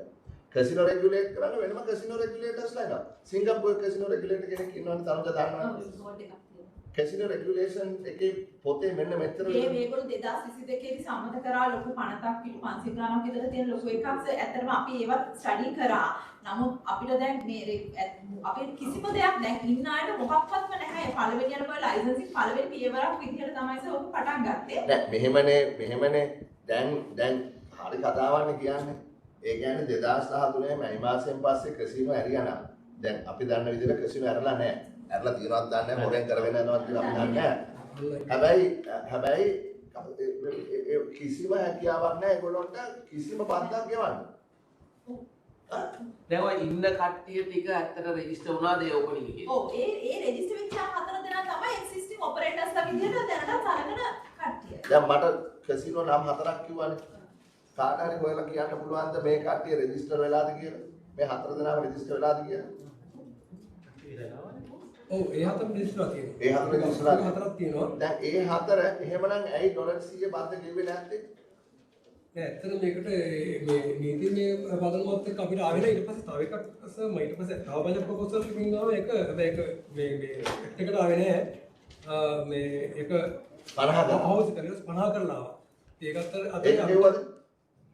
ඒක ගෙව්වෙත් නෑ. ඒක ගෙව්වෙත් නෑ. අපිට රෙගියුලේට් කරන ගත්තම දැන් මම එකක් කියන්න ඕනේ දැන් අපි අත්‍තරම් දැන්ටත් දාලා තියෙන අලුත් ඒ විදිහට අර ලයිසන්සින් ඔතොරිටි විදිහට එහෙම බෑනේ දැන් ලයිසන්සින් දැන් බලන්නකෝ සිංගප්පූරුවේ ලයිසන්සින් ඔතොරිටි එකට කමිෂනර් ජෙනරල් තුමා පිටු 500ක රෙගුලේෂන් තියෙනවා. මේ මොකද්ද මේ කරන්න තියෙන්නේ මේ ෆෝම් එකක් පුරවලා තියෙනවා මේ කොඩයක් තියලා තියෙන නම මොකද්ද ගම මොකද්ද ඇඩ්‍රස් එක මොකද්ද NIC එක මොකද්ද ගේම් ටේබල් මොනවද මෙන්න මේ ඇප්ලිකේෂන් එක ඒක ගන්න කියලා මෙහෙම පුළුවන්ද ගෙජන එකක් දුන්නා නාමයේ සඳහන් නෙමෙයි දැන් මේ එක්සිස්ටිං නැති ලයිසන් එකක් ඉෂු කරන්න සහ අලුතෙන් මේ පණිවිඩයේ ලයිසන්ස් එක තමයි සමවේදයක් විදිහට තමයි ඒ ඇප්ලිකේෂන්ස් ෆෝලෝ කරන්නේ. Oh my God, mic එක දාන්න. ඇහෙන්නේ නැහැ with your thing. Yeah, go ahead. දැනට ක්‍රමවේදයක් නැති නිසා සභාපතිතුමනි දැන් ඉන්න අයව රෙජිස්ටර් කරන්නයි අලුතින් මේ කැසිනෝ ක්‍රියාපදිංචි කරන් ඉන්න අය දැන් අලුත් දැන් ඉන්න කට්ටිය රෙජිස්ටර් කරන්න දැන් ක්‍රමවේදයක් තියෙනවනේ මොකද්ද ඔය ක්‍රමවේදයක් 2013 අහෝසි කරා 2013 ජනවාරි කරලා 13 මයි අහෝසි කරා කිව්වනේ හරි එතකොට ඒක ටෙම්පරරි ප්‍රොවිෂන් එකක් තිබුණේ ඒ ටෙම්පරරි ප්‍රොවිෂන් එකක් දැන් නැහැ හරි දැන් මේ කරන්න හදන්නේ ලයිසන්ස් දෙන්නනේ ලයිසන්ස් දෙන්න රෙගියුලේට් කරන්න මොනවද මේක කරන්න පුළුවන් කරන්න බැරි අපිට දැන් අපිට රෙගියුලේෂන් එක ඉෂුව කරන්න අවසර කියන එක හරියි අපිට කම්ප්‍රිහෙන්සිව් ඇක්ට් එකක් ඇත්තටම ඕන කම්ප්‍රිහෙන්සිව් ලෝ එකක් ඕන මේක රෙගියුලේට් කරන්න ඔය දැනට කරලා ඔය තියෙනස දැනට තියෙන කැසිනෝ බිස්නස් රෙගියුලේෂන් ඇක්ට් එක ඒ ඇක්ට් එකේ ගැසට් ඉෂුව කරන්න තියෙන ප්‍රොවිෂන්ස් දෙකකටයි එකක් අර මම අපි ඉස්සෙල්ලා කතා කරපු ස්පෙસિෆයිඩ් ඩෙසිග්නේටඩ් ඒරියා ස්පෙસિෆයි කරන්න දෙවෙනි එක ලයිසන්ස් ඉෂුව කරන්න හරි මට ඩෙසිග්නේෂන් ඒරියාස් ගැන අපිට තර්ක කරන්න පුළුවන් දැන් මම දැක්ක කවුද කියනවා නෙළුම් කුරුනේ කැසිනෝ එකක් හදනවා බිලියන් එකක් ඩොලර් බිලියන එක මේ ඉන්වෙස්ට්මන්ට් එකක් කියනවලු කවුද BOI ඒක ඔයගොල්ලෝ ලයිසන්ස් දුන්නාද ඒකට දැන් ප්‍රධානම පළවෙනි ඉඳන් ලයිසන්ස් දෙන්න ඕගොල්ලෝ ලයිසන්ස් දෙන්න තාම ලයිසන්ස් කාටවත් ඒ කියන්නේ ඇප්ලිකේෂන් එකක් ඇප්ලිකේෂන් ඒ අතරේ ඔය කියන කම්පැනි එකක් තියෙනවා ඇවිල්ලා නැහැ එහෙනම් කිව්වේ බිලියන් එකක් කියනවා කියලා කැසිනෝ එකක් දානවා කිව්වේ වර්ගාඩි 44 දානවා ඇප්ලිකේෂන් එකක් නැතුව කොහොමද කරන්නේ දැන් මේක කියනවා සැප්තැම්බර් 15 ඇප්ලිකේෂන් තියෙනවා එක්සිස්ටිං ඔපරේටර් කෙනෙක් නම් ඔය ගැසට් එක ඇවිල්ලා දවස් 60ක් අතර ඒ කියන්නේ මාස දෙකක් ඇතුළේ ඇප්ලිකේෂන් එක දෙන්න ඕන අලුත් කෙනෙක්ට නම් ඕනෑම වෙලාවක දෙන්න පුළුවන් ඉතින් මේ වෙනකොට ආප් කැසිනෝ ඇප්ලිකේෂන් කොට ඒක නැති වෙනවා එතකොට දැන් එක්සිස්ටිං කට්ටියකට දැන් මේකේ ඉවැලුවේට් කරන ක්‍රයිටීරියා එකක් තියෙනවානේ ඒ රික්වයර්මන්ට්ස් ඔක්කොම මේ සයින් එකටපත් කරන්න ඕන මෙහෙම දෙයක් වෙන දැන් මෙතෙක් කාලේ ඒගොල්ලෝ ලයිසන් එකක් නැතුවත් ඔපරේට් වුණා මොකක්වත් තිබුණේ නැහැ ඒකට අපි ලයිසන්සින් රික්වයර්මන්ට් එක ගෙනල්ලා මේ අර ඒගොල්ලන්ව නවත්තලා වෙන කෙනෙක්ට අර ඒ වගේ මම දන්නේ ඒගොල්ලෝ කරන්න පුළුවන් මේක කියලා. නමුත් දැන් අපි මේ අවුරුදු 5 ගිහලා ඒගොල්ලෝ රිනීවල් එකකට ඉල්ලනවා කියනවා. රිනීවල් එකට ඉල්ලනවා කාලෙකදී සර් මේ ඒගොල්ලෝ හරි විදිහට ආපහු ඉවැලුවේෂන් එකක් දැන් බලන්නකෝ මේකේ තියෙනවා licensing requirement evaluation of the application minister may consider right it doesn't talk about you it says that the minister may consider the report of the authorized officer ඔබතුමා report එකක් දෙන එක විතරයි කරන්නේ minister is the one who is deciding if any and the following matters when evaluating an application for a license or for the renewal of a license හරි ඒක ඔබතුමා නෙවෙයි ලයිසන් එක දෙන්නේ ඔබතුමා report එකක් දෙනවා ඇමතිට තමයි ලයිසන් එක දෙන්න පුළුවන් හරිනේ ඒකනේ මේ කියන්නේ ඇමති බලන්නේ මොකද our applicant possesses a sound and stable financial background මොකද financial stable background කියන්නේ දැන් මට කියන්න දැන් ඔය ලයිසන් දෙන හැමෝටම possess a sound and stable financial background මොකද financial and stable and sound financial background කියන්නේ ඒ ඕන මිනිහෙක්ට මේ උඩට ගමේ ඉන්න මිනිහෙක් ණය නැත්තම් stable background කියලා ඇවිල්ලා ඉල්ලන්න පුළුවන්. Excuse me sir. Yes. දැන් කෙසේ betting and gaming levy act එක තියෙනවා. ඒ අතරේ ඒගොල්ලෝ tax return file කරනවා. ඊට පස්සේ betting and gaming levy act එකේ ඒගොල්ලෝ annual levy එක ගෙවනවා. ඊට අමතරව අර through agent කරා run කරන අය annual levy එක ගෙවනවා. ඉතින් මේවා ගෙවනකොට ඒගොල්ලෝ permanent tax file එකක් තියෙනවා ආදායම් පත්‍ර වලට. ඊට අමතරව betting and gaming levy file එකක් තියෙනවා. දැන් මෙතන නැහැ. දැන් අපිට දැනගත්ත විදිහට ඔය ලෙවි එකක් තිබ්බනේ ඩොලර් 100ක. ඒක සර් කැසිනෝ එන්ට්‍රන්ස් ලෙවි හරි මොකක් වුණත් මේගොල්ලෝ ඒවා ගෙවලා නැහැනේ. ඔය දැන් සර් ඒක ගෙවන්නේ ඉන්නත් රෙවෙනියු එකේ කිසිම ඇනවුන්ස්මන්ට් එකක් දෙන්නේ නැහැ. පනත සම්මත වුණා.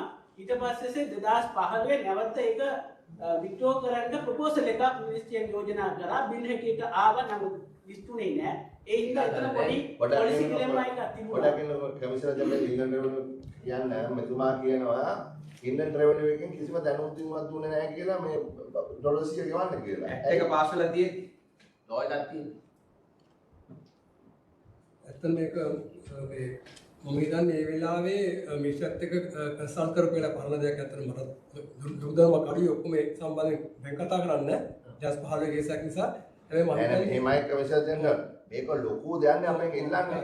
ඉතින් ඕගොල්ලෝ කියන්නේ එපා මෙතනට ඇවිල්ලා අපි දන්නේ නැහැ කියලා.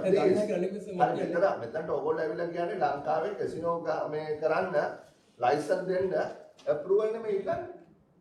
එතකොට අවම වශයෙන් මේක දත්ත ටික හරිය තියෙන්න ඕන. කී දෙනෙක් ඉන්නවද?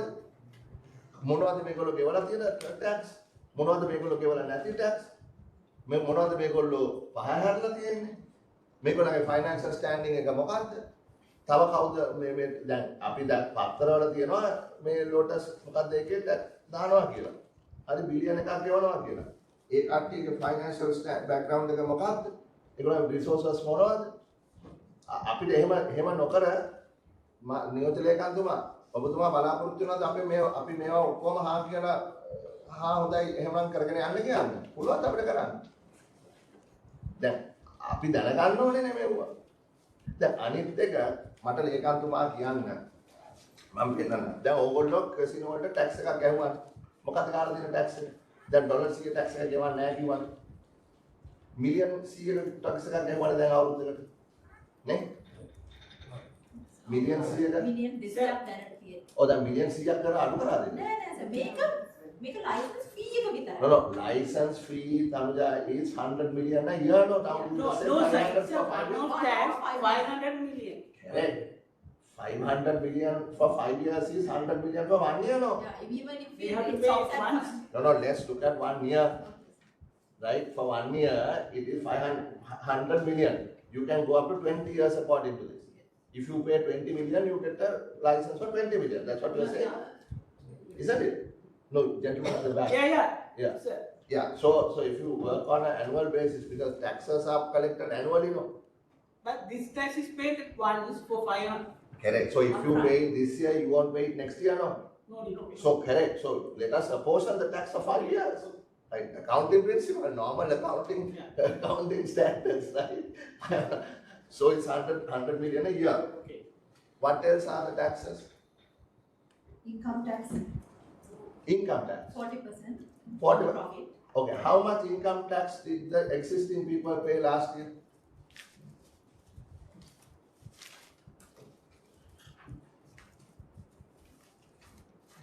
How much howද දැන් ලයිසන් හතරක් තියෙනවා කියවනේ. ඒ හතර ලයිසන් එකේ ඉන්කම් ටැක්ස් කොච්චර ගෙවුවද? වැලිස්, බෙලාජියෝ, තවනද කිව්වේ? ස්ටාර්ටස්, මොකක්ද කිව්වේ? මරීනා. කොච්චර ගෙවුවා ටැක්ස්? ඕගොල්ලෝ හරි කතාවන්නේ කියන්නේ මෙතන ඇවිල්ලා අපිට මේවා කරන්න කියනවා කොච්චර ටැක්ස් කුවක් ගෙවුවද කියලා දන්න. අනිත් එක දැන් සබතුවා දැන් මේ ඩොලර් 100 ටැක්ස් එකක් ගෙවන්න කියලා නීතියක් ආවනේ. ඒ නීතිය ක්‍රියාත්මක වෙලා නැහනේ. දැන් නීතිය ක්‍රියාත්මක නොවුනට නීතියක් තිබුණානේ. ඒකට you are liable to have been paid. එතකොට දැන් එහෙම ගෙවලා නැත්තම් ඒක කලෙක්ට් කරගන්න මොකක් හරි උත්සාහයක් තියෙනවද? නෑ ඇත්තටම මෙතන තියෙන අපි ඕන මේ වෙලාවේ ටැක්ස් නේ. දැන් බදු නැහැ කියලානේ දැන් මේ රුපියල් ලක්ෂ මිලියනකට ටැක්ස් ගන්නෙ. ඉතින් මේ ලොක්කෝ ගාව ගනිමු. මේ ඩොලර් 100 එකතු කරා. අනිවාර්යෙන් මේක ගන්න එපා. ඒක ඇත්තටම අර මොනිටරින් කරන මෙකැනිසම් නැතිකම තමයි එතන මම හිතන්නේ වෙන්නේ නැත්තේ ඇත්තටම මේක. දැන්වත් උත්සාහයක් නැති. දැන් අපි දැන් අලුතෙන් මම හිතන්නේ අලුතෙන් එක මේ මොන කරන්න කොහොමද කියන්නේ? අලුතෙන් ඒකත් එක්ක අපි කරනවා. දැන් අපි හදන් තියෙන වැඩ. ඒකේ නොගව හිටපු ටික ගන්න මොකද නීතියක් තිබුණානේ. දැන් ඒක ටික ටැක්ස් එක ගෙවන්න ඕන වෙලා මම ඒක නොගව හිටියොත් එහෙම මට දානවනේ මේ අර අධිභාරයකුත්. ඒ වගේ සාමාන්‍ය මිනිහෙක්ට එහෙම දානකොට මේ විශාල මුදලක් රටට එන්න තියෙන එක සම්බන්ධව මොකද ගන්න පියවර? හිතලවත් තියෙනවා. ඒ රෙගියුලේෂන් එක එහෙම හැදුනොත් අපිට කලෙක්ට් කළ හැකියි. දැන් අතනම මේ ලෝ එක හැදෙන්න ඕනේ එහෙමනම් ඒ දැන් ඒ තියෙන එකත් එක්කම අලුත් ඇමෙන්ඩ්මන්ට් එකේදී හැදුනොත් ඒක ඒ විදිහට ඒ කියන්නේ කරන එකත් ඇසස් කරලා ගන්න කියලා ඒගොල්ලෝ රිපෝට් ලෝ එකක් තියෙනවානේ. දැන් ලෝ එක තිබ්බට ඇත්තට මෙතන දැන් ඒ කරන එක කලෙක්ට් කරන ඩිෆෝල්ට් එක ගන්න ක්‍රමවේදයක් ඉතින් කියන එක බලන්න මම බලන්න කරන්න. මොකද දැන් තමයි මේ කඩන් යන්නේ අපි. දැන් අලුතෙන් අපි මම පොඩ්ඩක් පැහැදිලි කරන්නේ $100 එක ගැන $100 per entrance. ඒක කවුරු ආවොත් එහෙම කියලා තමයි 2015 amendment එකේ මම මතක හිටියේ ඒක ආවේ. ඊට පස්සේ 2015 it was brought down to 50. No. It was supposed to be brought down. Yeah. but not because in 2019 a new bill was published. Bill එක publish වුණාට it was not passed as a law because ඒ දවස්වල government change වෙලා එහෙම වෙච්ච නිසා දැන් government change වෙලා 22 no sir, so at that in between there was some අනිත් ඔක්කොම පාස් කරගත්තේ නෑ නෑ මේක දැම්මට මේ බිල් එක තිබුණාට රීසබ්මිට් කරලා කොහොම හරි ඒක පාර්ලිමේන්තුවේ වර්ග පටවන්න එපා. no sir, I'm just explaining. අපි ඒක කියන්නේ මුදල් අමාත්‍යාංශයෙන් දැම්මොත් පනත පාස් කරන්නේ. නැත්නම් අපිට ඕන පනත් පාස් කරන්න බෑ. ඒ පනත බිල් එක විදිහට තිබ්බා මිසක් එතනින් හට එක ලෝ එකක් වෙලා තිබුණේ නැහැ. එතකොට ඒකේ තිබුණේ 100 නෙමෙයි මම මතක හැටියට 50 per person හැබැයි local citizen අරක ඕපන්. කලින් තිබ්බ 100 එක ඕපන්. ඒ කියන්නේ දැනට තියෙන නීතිය තියෙන්නේ ඕනම කෙනෙක්ට 100යි කියලා. ඉවල 100යි කියලා. නමුත් අර සංයෝජනා වෙලා තිබුණ සංශෝධනයේ තිබුණේ ලෝකල්සට විතරක් $50 කියලා. නමුත් ඒක ආවේ නැහැ. ඒතකොට ආපහු අපි මේ බජට් එකේදීත් ඒක දාලා තියෙනවා මේ කලින් යෝජනාවක් ලැබිලා තියෙනවා ඒක වෙනස් කරන්න 200 per person කියලා. හැබැයි ඒකත් ලෝකල්සට විතරයි. ඒක මේ වෙනකොට ඩ්‍රාෆ්ට් කරමින් පවතිනවා මේ නීතිය. ඒ බෙටිං ඇන්ඩ් ගේමින්. හැබැයි මගේ ප්‍රශ්නට නැවත යමු. මම අහුවේ ඉන්කම් ටැක්ස් කොච්චර මේ කැසිනෝස් වලින් එකතු කරගත්තද මේ ගිය අවුරුදු කීපය තුළ? කියන්න බලන්න. ඉන්කම් ටැක්ස් සභාපතිතුමා කැසිනෝ වලින් එකතු වෙලා තියෙනවා 1.9 බිලියන් 2021 අවුරුද්දට 2022 අවුරුද්දේ 6.6 බිලියන් තියෙනවා මේ කැසිනෝ ලයිසන්ස් fee එකේ කොටසක් ගෙවලා තියෙනවා මේ වෙනකොට. ලයිසන්ස් fee නෙවෙයි අපි අහන්නේ කරුණාකරලා අපිට 4.66 ගෙවලා තියෙනවා. ඒ කියන්නේ 2021 කීයද කිව්වේ? 1.9 බිලියන්. 1.9 බිලියන්. 2022 4.66 ගෙවලා තියෙනවා. ගෙවලා තියෙනවා. ඔව් ඒක සභාපතිතුමා මේකේ නඩුවක් තිබුණා. ඒ නඩුවේදී සෙටල්මන්ට් එක සෙටල් වෙලා තියෙනවා. ඒ පේමන්ට් එකත් එක්ක තමයි 4.66 වෙලා තියෙන්නේ. අපිට ඒක නැතුව ඒ එක්ස්ට්‍රෝඩිනරි අයිටම් එක ගන්න. එක්ස්ට්‍රෝඩිනරි අයිටම් එක අරුණාම කීයද එකතු වෙලා තියෙන්නේ? ඒ කියන්නේ ඔය ගෙවපු නැති එකක් ගෙවුවා කියලානේ දැන් ඔතන නඩුවේ ගාන පැත්තකින් තියලා මේක පැත්තකින් තියලා අර ෆයින් එක පැත්තකින් තියලා සාමාන්‍ය 2 ගිය පාර තිබ්බ 1.9 billion at least A amount එක අර 2 බිලියන් කියමු. 2 බිලියන් තියෙනවා. අර ඒක 2 බිලියන්. ඒ කියන්නේ 140ක් ප්‍රොෆිට් එක 2 බිලියන්. 140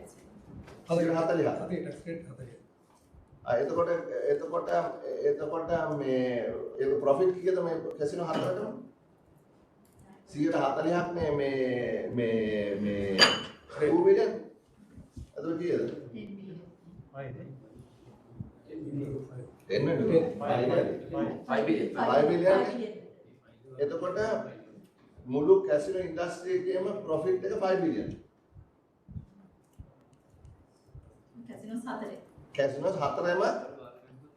කැසිනෝ හතරෙම ටෝටල් ප්‍රොෆිට් එක 5 බිලියන්. අවුරුද්දට. මාසිකට බැලුවොත් 416 මිලියන්. හතරෙන්. එතකොට අපි ඇවරේජ් කරොත් හතරෙන් බෙදුවොත් 100 මිලියන්. ප්‍රොෆිට් එක හරි මදි නෙමෙයි ප්‍රොෆිට් එක. දැන් මට කියන්න ලෝකේ මොන රටේද කියලා ඉන්කම් ටැක්ස් ගෙවන්නේ කැසිනෝවල?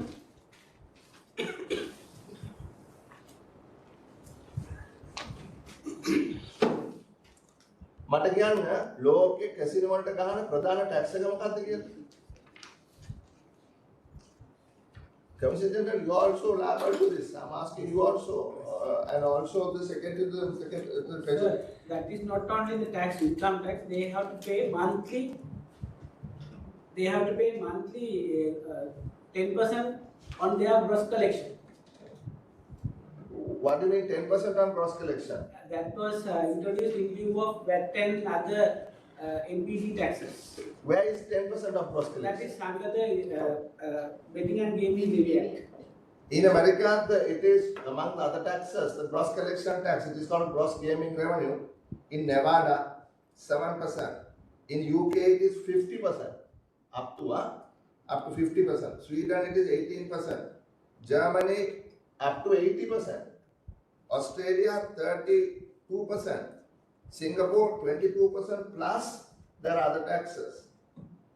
then Macau 35%, Japan 30%, Malaysia 35% of gross gaming revenue, not 10%. Who told you 10%? Here 10% that is going to be increased to 15% by this budget proposal.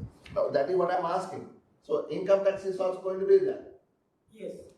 So 40% income tax plus 15% gross collection tax. With 15%, currently it is 10% gross collection tax and annual levy. How much gross collection? 10%. 10%. See, but then, so now you see, do you think these profit figures are correct? දැන් ඒ රටවල income tax එකක් දෙනවද නැත්නම් gross collection එක? නෑ ගොඩක් ඒවා තියෙනවා. මම කියන්නේ.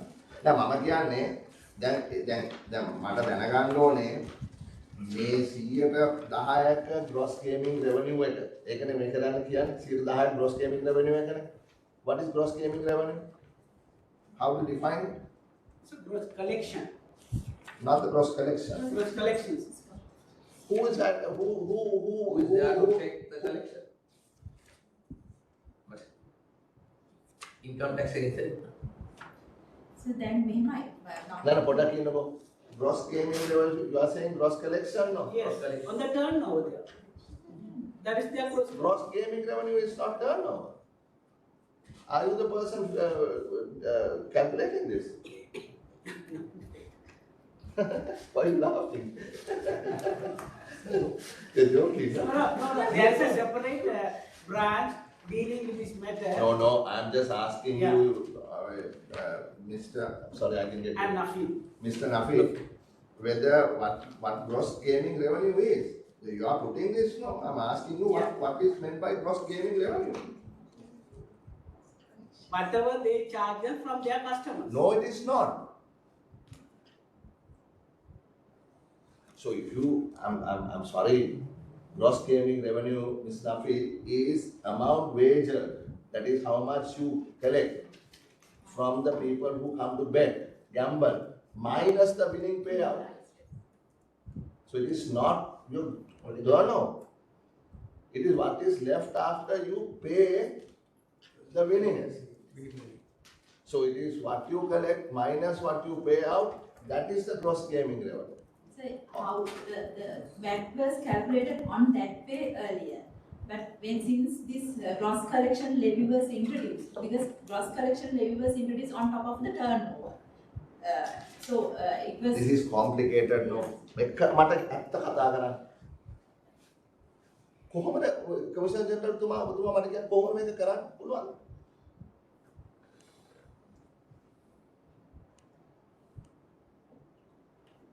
ඒක තමයි දැන් ප්‍රශ්නයක් තියෙනවා කරගෙන ඔක ඇත්තටම ඉතින් මේ අපි ඇත්තටම දැන් දැනට නම් මම හිතන්නේ අපි හදුවන්නේ අලුතෙන් මේ අර මේ එන්ට්‍රන්ස් ෆී එකට අපි දැන් හදලා තියෙන ડોකියුමන්ට්ස් හදලා ඉස්සර පොලිස් අපි යවුවා ඒක මම හිතන්නේ. මේ අප්‍රූවල් එක අවුත් වෙනවා ඒක මම හිතන්නේ. ඒතකොට ඒ නිසා අපිට දැන් මේ චේන්ජ් එකත් එක්ක කනෙක්ට් අනිත් එක තමයි මේ දැන් ඔය තත්ත්වයට අපි ඇත්තටම ගොඩක් වෙලාවට රෙගුලේට් කරන්න එහෙම අපිට ප්‍රශ්නයක් තියෙනවා. මොකද සිස්ටම් එක කතා ගන්න වෙනවා ඒක ඇත්තටම. නෑ ඇත්ත කතා කරලා ගැන අපි සන්තෝෂ වෙනවා. මොකද හැමදාම මේක කරන්න බෑනේ. මොකද අපි පරිප්පුවකට බද්ද ගහනවා. අහිංසක මිනිහාගේ මේ පේයල එත ගහනවා. මෙතන මේ කෝටි ප්‍රකෝටි ගණන් එකතු කරන මේ කසිනෝ වල මුළු කසිනෝ වල සම්පූර්ණ ඔක්කොම ලංකාවේ තියෙන කසිනෝ වල සම්පූර්ණ ලාභය මේ කීයද කිව්වේ බිලියන් 5යි. බිලියන් 4යි. වෙන්න බෑ. මේක සාධාරණ. දැන් මම කියන දැන් ගොඩක් රටවල් වල මේ මම මේක ෂෙයා කරන්නම් මුදල් අමාත්‍යාංශත් එක්ක මේ අපේ ටෙක්නිකල් ස්ටාෆ් එක මේ just working paper මේ දවස් දෙකකින් හදපු එක මේකට තව ගොඩක් එකතු කරන්න තියෙන්නේ. බලන්න. Revenue and tax revenue on GGR, right? Tax rate on GGR times GGR, gross gaming revenue, plus fee per slot machine into number of slot machines. That slot machine එකට බල කීයක් ගන්නවද? බද්ද. slot machines වලට කියලා එහෙම වෙනම බලන්න. එහෙම නෑනේ දැන් මේ හැම රටේම බලන්නකෝ. සිංගප්පූරුවේ බලන්නකෝ slot machine කීයද? slot machine එකකට මෙච්චර ගන්නවා. ඉතින් GGR slot machine 500ක් දැම්මොත් ඔයගොල්ලෝ බද්දක් ගන්න නැත්නම් මොකක්ද ඒක කැසිනෝ ඒවනේ ගේමින් කියන්නේ. හොයාගන්න දෙයක් නැහැ. ඊළඟට තියෙනවා live entertainment fee. ඔය live entertainment fee එක කොච්චර ගන්නවද? මොනවද ඔගේ තියෙන live entertainment? සමහර live entertainment තහනම් කරලා තියෙනවා. සමහර ඒවා තහනම් කරලා නැහැ. තහනම් නොකරපු live entertainment වලට කොච්චර ගන්නවද? tax rate on online GGR කීයද ඔයගොල්ලන් online GGR rate එක කීයද? into online GGR license fee එක තියෙනවා. දැන් මම හොයලා බලුවා සිංගප්පූරුවේ license fee එක කීයද තාමද? සිංගප්පූරුවේ 22.8 million per year. හරි. ලංකාවට වගේ 5 ගුණයකටත් වඩා වැඩි. හරි. ඒතකොට මේ අපි කතා කරන්නේ මේ Samsung අයියා හරි විල්සන් අයියාගේ මේ ක්වෙස්චන් එකක් ගැන නෙමෙයි. ගන්න අමතරව අපි කතා කරන්නේ මේ අපි හරියට කියනවා නම් ලෝකේ තියෙන හොඳම කට්ටිය ගේන්න බෑ. නේද? වේගස් වල කට්ටිය, මකාව් වල කට්ටිය, සිංගප්පූර් වල කට්ටිය. ඒතකොට ඒගොල්ලෝ ඔස්ට්‍රේලියා, නිව් සවුත් වේල්ස් වල එක ගානක් කියනවා. සිංගප්පූරුවේ තව ගානක් කියනවා. ඒවත් ගොඩක් දුරට සාපේක්ෂ මේ ගන්න අනිත් එක ලයිසන්ස් වල. එතකොට land based. අපි තියනවාද water based? water based casinos උත් තියනවානේ. දැන් අපි හිතමු කවුරු හරි ගිහලා බේරුවාවේ මේක දැම්මා කියලා. They also coming under this regulation. ඒක land නෙමෙයි. එහෙම. හරි. මූද දැම්මොත්? මූදත් land. That's land කියලා specify කරලා නැහැ. any casino within හරි. remote. Remote license fee for remote. online cover කරන්න මේ 52ේම provision එකක් නැහැ sir. මේ පාර budget ඉතින් 50 වල online වලට provision එකක් නැත්තම් දැන් හැමතැනම තියෙන online. ඒක දැන් අපි මේ amend කරන්න දැන් මේ එකින් එක amend කරන්න බෑ තනුජා. මේකට අවශ්‍යයි regulator කෙනෙක්.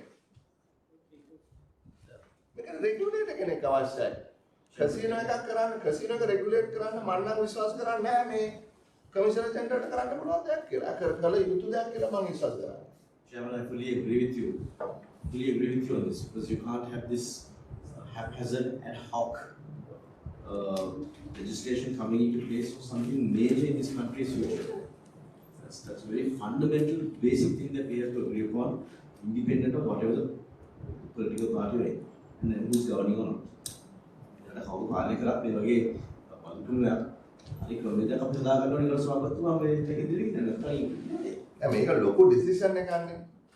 ඒකයි සභාපතිතුමා මේ කරන වැඩේ රටට බදු එකතු වෙන එක කෙසේ වෙතත් මේකෙන් ග්‍රින්ගලා ඔය 4-5 දෙනාට ආදායම තවදුරටත් වැඩි කරගන්න ක්‍රමයක් හැදෙයි කියලා නම් හිතන්න පුළුවන්. කවුරුත් නැහැ. I mean, you as a Commissioner General will not be able to have a mechanism on your own. They can evade. Obviously, they have evaded by looking at going by the numbers. So the question is, Honorable Chairman, is are you going to approve this and go forward? No, I am not willing. Unless you want to override. No. මේක අපිට දත්ත මදි මේ ලේකම්තුමා. ඔබතුමා අපි කවුරුත් මෙතන පිළිගන්නවා. පිළිගන්නේ නැති කෙනෙක් ඉන්නවනම් මේ සියලුම සභාවේ අපිට අවශ්‍ය දත්ත තියනවා කියලා මේක කරන්න පිළිගන්න කෙනෙක් ඉන්නවනම් මට කියන්න. Including you who is bringing this. I mean, let's make the right decision. Hari, අපි ලොකු තීරණයක් ගන්න යන්නේ. අපේ තීරණය මේ රටේ පුරවැසියෝ අද ඉන්න කට්ටියට හෙට ඉන්න කට්ටියට ඔක්කොටත් සාධාරණ විදිහට මේක ගමු. දේශපාලන ප්‍රශ්නයක් නැහැ. මේක මොරල් ප්‍රශ්නකුත් නැහැ. මම ඒක ගැන නෙමෙයි කතා කරන්නේ. මම කතා කරන්නේ දැන් බලන්න අපි එක්ස්පෝර්ටර්ස්ලට 130ක් බද්දක් ගහනවා. අපිට මේ කැසිනෝ වල බදු හරියට එකතු කර ගන්න පුළුවන් වුණොත් මම අහන ප්‍රශ්නේ එක්ස්පෝර්ටර්ස්ලාගේ බත් අඩු කර ගන්න පුළුවන්ද? එහෙම නැත්නම් මේ 137ක් ගහනවානේ 136ක් ගහනවානේ 350,000 වෙනකොට. හරිද? අපි දකින්නවානේ ගොඩාක් කට්ටිය දැන් IT මේ ශ්‍රී ලංකන් එකේ ප්‍රෙස් කොන්ෆරන්ස් එකක් කියලා කිව්වා පයිලට්ස් ඔක්කොම යනවා කියලා. දැක්කනේ? ඊයේ පයිලට්ස් ඔක්කොම දාලා යනවා. පයිලට්ස් නෙමෙයි ජූනියර් ડોක්ටර්ස්ලාට කියනවා. මම දැන් ඉස්පිරිතාල වුණා. ඉතින් මම අහන්නේ සමාජ සාධාරණයේ පැත්තෙන් නියෝජ්‍ය ලේකම්තුමා අපිට මේ ටැක්ස් දැන් අනිත් රටවල් වල කැසිනෝ වලට අත්වශයෙන්ම සෑහෙන තද බදු ගන්නවා. මේගොල්ලෝ ලොකු ගණන් එකතු කර ගන්නවා. ඉතින් අපි කිසිම බද්දක් ගහලා නැහැ. බදු ගහන හැකියාවකුත් නැහැ. 2013 මැයි මාසයේ 31 වෙනිදා ඉඳලා අලුතෙන් කවුරු හරි පටන් ගත්තා නම් කිසිම බද්දක් ගෙවලත් නැහැ. ඔන්ලයින් ගොඩක් ඔපරේටර්ස්ලා ඉන්නවා ඔයගොල්ලන් කියන විදිහට. මේකට ගහලා නැහැ, සිගරට් වලට ගහලා නැහැ. දැන් අපි කතා කරන්නේ මේ කැසිනෝ පිළිබඳව. So members, honorable members, what do you want to do? දැන් සර් මේක දැන් අපිට දැන් මොකක්වත්ම රෙජිස්ට්‍රේෂන් මෙකැනිසම් එකක් නැහැ මේගොල්ලන්ගේ. එහෙනම් ඔබතුමියන්ට බැරිද මේකට රෙගියුලේටර් කෙනෙකුත් ඉන්කෝපරේට් වෙන විදිහට සර් ලෝ එක මොකද දැනට තියෙන ලෝ එක ඇතුලේ අපිට ඒක කරන්න බෑ. මේ අපි ඒකත් යෝජනාවක තියෙනවා. ඒ කියන්නේ මේ දැන් betting and gaming levy act එකකුයි casino business regulation act එකයි කියලා දෙකක් තියෙනවා. දෙකෙන්ම ලොකු දෙයක් කෙරෙන්නේ නැහැ. ඒතකොට මේ දෙකත් එකතු කරලා අර අතරම අපි ඒක බැලුවා සිංගප්පූර් act එක. සිංගප්පූර් act එක comprehensive. ඒ කියන්නේ අපි නොදන්න උගා areas එක ඇතුලේ තියෙනවා. ඉතින් අපි ඒක බැලුවා. ඉතින් අපේ අදහස් තිබුණේ අතරම මේ දෙක මේ වගේ මේ betting and gaming levy act එක සහ අනිත් act එක දෙකම එකතු කරලා comprehensive එක law එකට එන්න. ඒතකොට දැනට මේ තියෙන එකක්වත් අපිට තිබ්බත් regulate කරගන්න බැරි ප්‍රශ්නයක් තියෙනවා. Another point that if you have a proper system in place, the utility body, for example, people will come and invest here. 100%. 100%. People will come to invest and buy licenses because they don't know it's a cowboy show. 100%. They have to come with the politician. Otherwise, they won't come in. What about the Packer? Packer came with one politician. Yes. When he gone, he went back. මෙහෙමයි අපි ට්‍රාන්ස්පේරන්ට් casino regulation එකක් තියෙනවා නම් හොඳ ඔපරේටර්ස්ලා එයි. හොඳ ඔපරේටර්ස්ලා එයි. මෙහි ඉන්න කට්ටිය මේ හරි විදිහට මේක කරාවි. දැන් රෙගියුලේටරි සිස්ටම් එකක් නැතුව කැසිනෝ එකක් ගෙන් මම ඒකට තරුණයෙන් ඇහුවේ මට කියන්න කියලා එක රටක් රෙගියුලේටර් කෙනෙක් නැතුව ලයිසන්ස් දෙන්න. ඔයගොල්ලන්ට කියන්න බෑනේ. You are, Mr. Saeed, you are the one who is proposing, no? No. Then who is proposing? That's coming from the ministry. So you tell me then, මම අහන ප්‍රශ්න සිම්පල් පිළිතුරක් දෙන්න මේ ලෝකේ මොන රටේද රෙගියුලේටර් කෙනෙක් නැතුව මේව කරන්න කියලා. පොඩි ඔය අන්ගවන් මේ බෑඩ්ලි ගවන් රටවල් කරනවා ඇති. මම කියන්නේ එහෙම නෙමෙයි.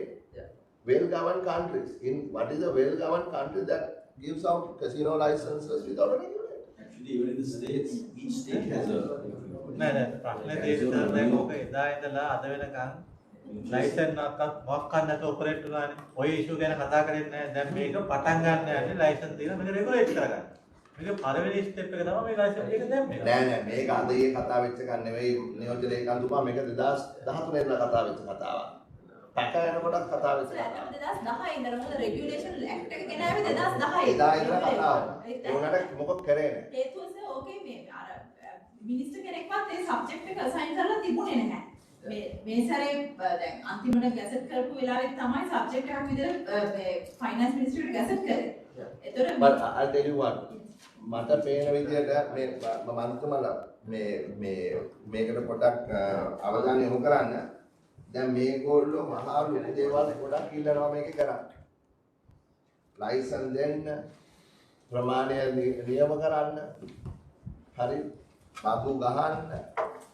හැබැයි අපේ කමිටුව සැටිස්ෆයි වෙන තරම් මේ දත්ත ඔයගොල්ලෝ ඉදිරිපත් කරලා නැහැ. ඒ නිසා මේක අපි කල් දානවා. If there is anyone else who is opposed to this decision, tell me. Otherwise, you will have to come back here. අපි මේක නවත් නෑ කියනවා නෙමෙයි තනුජා. අපිට මේක නෑ කියන අවස්ථාවක් නැහැ. හැබැයි මේක අපි හරියට කරමු නැත්නම් අපි ඕගොල්ලන් මේ ෂයිම් කරපත් වෙන්නේ අපිත් මේකට අපිනේ වග කියන කට්ටිය මිනිස්සුන්ට එළිය කට්ටියට ඕගොල්ලෝ මොනවා කරත් මිනිස්සු බණින්නේ ඔබතුමාලට ඔබතු කියලා. ඒකින්ද අපි විශේෂ අවධානයකුත් යොමු කරන්න වෙලා So you do a comparative study. We will share with you what our team did just in a matter of 1.5-2 days. Like it's a very quick assessment. We have looked at all the different countries හරි මොනවද මේ රටවල් වල කොයි වගේ බඳුද ගහන්නේ කොහොමද මේ බඳු ගහන්නේ gross gaming revenue කියන්නේ මොකද්ද ඒකට අමතරව කොච්චර බඳු ගහනවද ඊට පස්සේ slot machine වලට කොච්චර ගහනවද ඊළඟට online වලට කොහොමද කරන්නේ ඊට පස්සේ high rollers ලා කණ්ඩායමක් කියලා ඉන්නවා high rollers ලා කොහොමද කරන්නේ දැන් අපි දැක්ක plane වල ගේනවා අපි වීඩියෝ වල දැක්ක WhatsApp එකේ ගියා ශ්‍රී ලංකන් airlines එකේ එනවා හරි ඒ කට්ටිය එන්නේ කසිනෝ සෙල්ලම් කරන්න විතරයි package tours ඒගොල්ලන් කොහොමද ඒගොල්ලන්ට බඳු ගහන්නේ මොකද්ද සිස්ටම් එක කවදද රෙගුලේටර් කෙනෙක් හදන්නේ අඩුම ගානේ රෙගුලේටරි සිස්ටම් එක රෙගුලේටරි ෆ්‍රේම්වර්ක් එක පටන් ගන්න ඩ්‍රාෆ්ට් එකක්වත් තියෙනවා this is ad hoc no this is ad hoc you can't do it ad hoc this is completely ad hoc so you all come back to us with the actual concept paper මේකයි මෙන්න මේ විදිහට තමයි අපි මේ රටේ casino පවත්වගෙන යන්න කල්පනා කරන්නේ. මෙන්න මෙහෙම තමයි අපි රෙගුලේටර් කෙනෙක් හදන්නේ. කල් ගන්නක රෙගුලේටර් කෙනෙක් හදන්න බෑ. මාස 3කින් හෝ මාස 6කින් අපි මෙන්න මේ විදිහට රෙගුලේටර් කෙනෙක් හදනවා. ඒ රෙගුලේටර්ට මෙන්න මේ බලතල පත් කරනවා. හරි. මෙන්න මේ විදිහට තමයි ටැක්සස් අපි ගහන්නේ. හරි. මෙන්න මේවා තමයි වයලේෂන්. මෙන්න මේවා තමයි ෆයිනෑන්ෂල් කන්සිඩරේෂන් අපි හොයලා බලන්නේ. හරි මෙන්න මේ විදිහට තමයි ඔන්ලයින් රෙගුලේට් කරන්න බලාපොරොත්තු වෙන්නේ. Not that you have to do it immediately, but at least you have a game plan, you know, action plan. එහෙම එකක් අරගෙන එන්න. එහෙම එකක් අරන් ආවම අපි මේක නැවත මේ මුදල් කාර්ය සභාවේ සලකලා බලන්න. Chairman, I also suggest that we write to the secretary highlighting these factors. No, but the minutes will go. Indira, very detailed, careful. You please prepare a letter to the Secretary of the Treasury with all these issues that were highlighted at this meeting, and please convey it without missing out anything. I don't want to be accused of not approving something. I also don't want to be accused of approving ad hoc things. මමත් අමාරු තැනක ඉන්නේ තනුද තේරුම් ගන්න. මම විපක්ෂ මන්ත්‍රීවරයෙක් වුණාට මම මුදල් කාර්ය සභාවේ සභාපති. එතකොට රජයේ ඉදිරිපත් කරන මේ රෙවෙනියු ප්‍රොපෝසල් මම 90ක් 95ක් සම්මත කරනවා ප්‍රශ්නයක් නැතුව. හැබැයි සමහර ඒවා මට එහෙම සම්මත කරන්න බෑ. ඒකට හේතුවක් තියෙනවා. හරි. ඒ හේතුව තමයි මම ඉදිරිපත් කරේ. මම මේක නවත්තලා නැහැ. නමුත් නැවතත් මේක ඉදිරිපත් කරන. එතකොට අපි සලකලා බලන්න ඊළඟට මොකද කරන්නේ. anything else?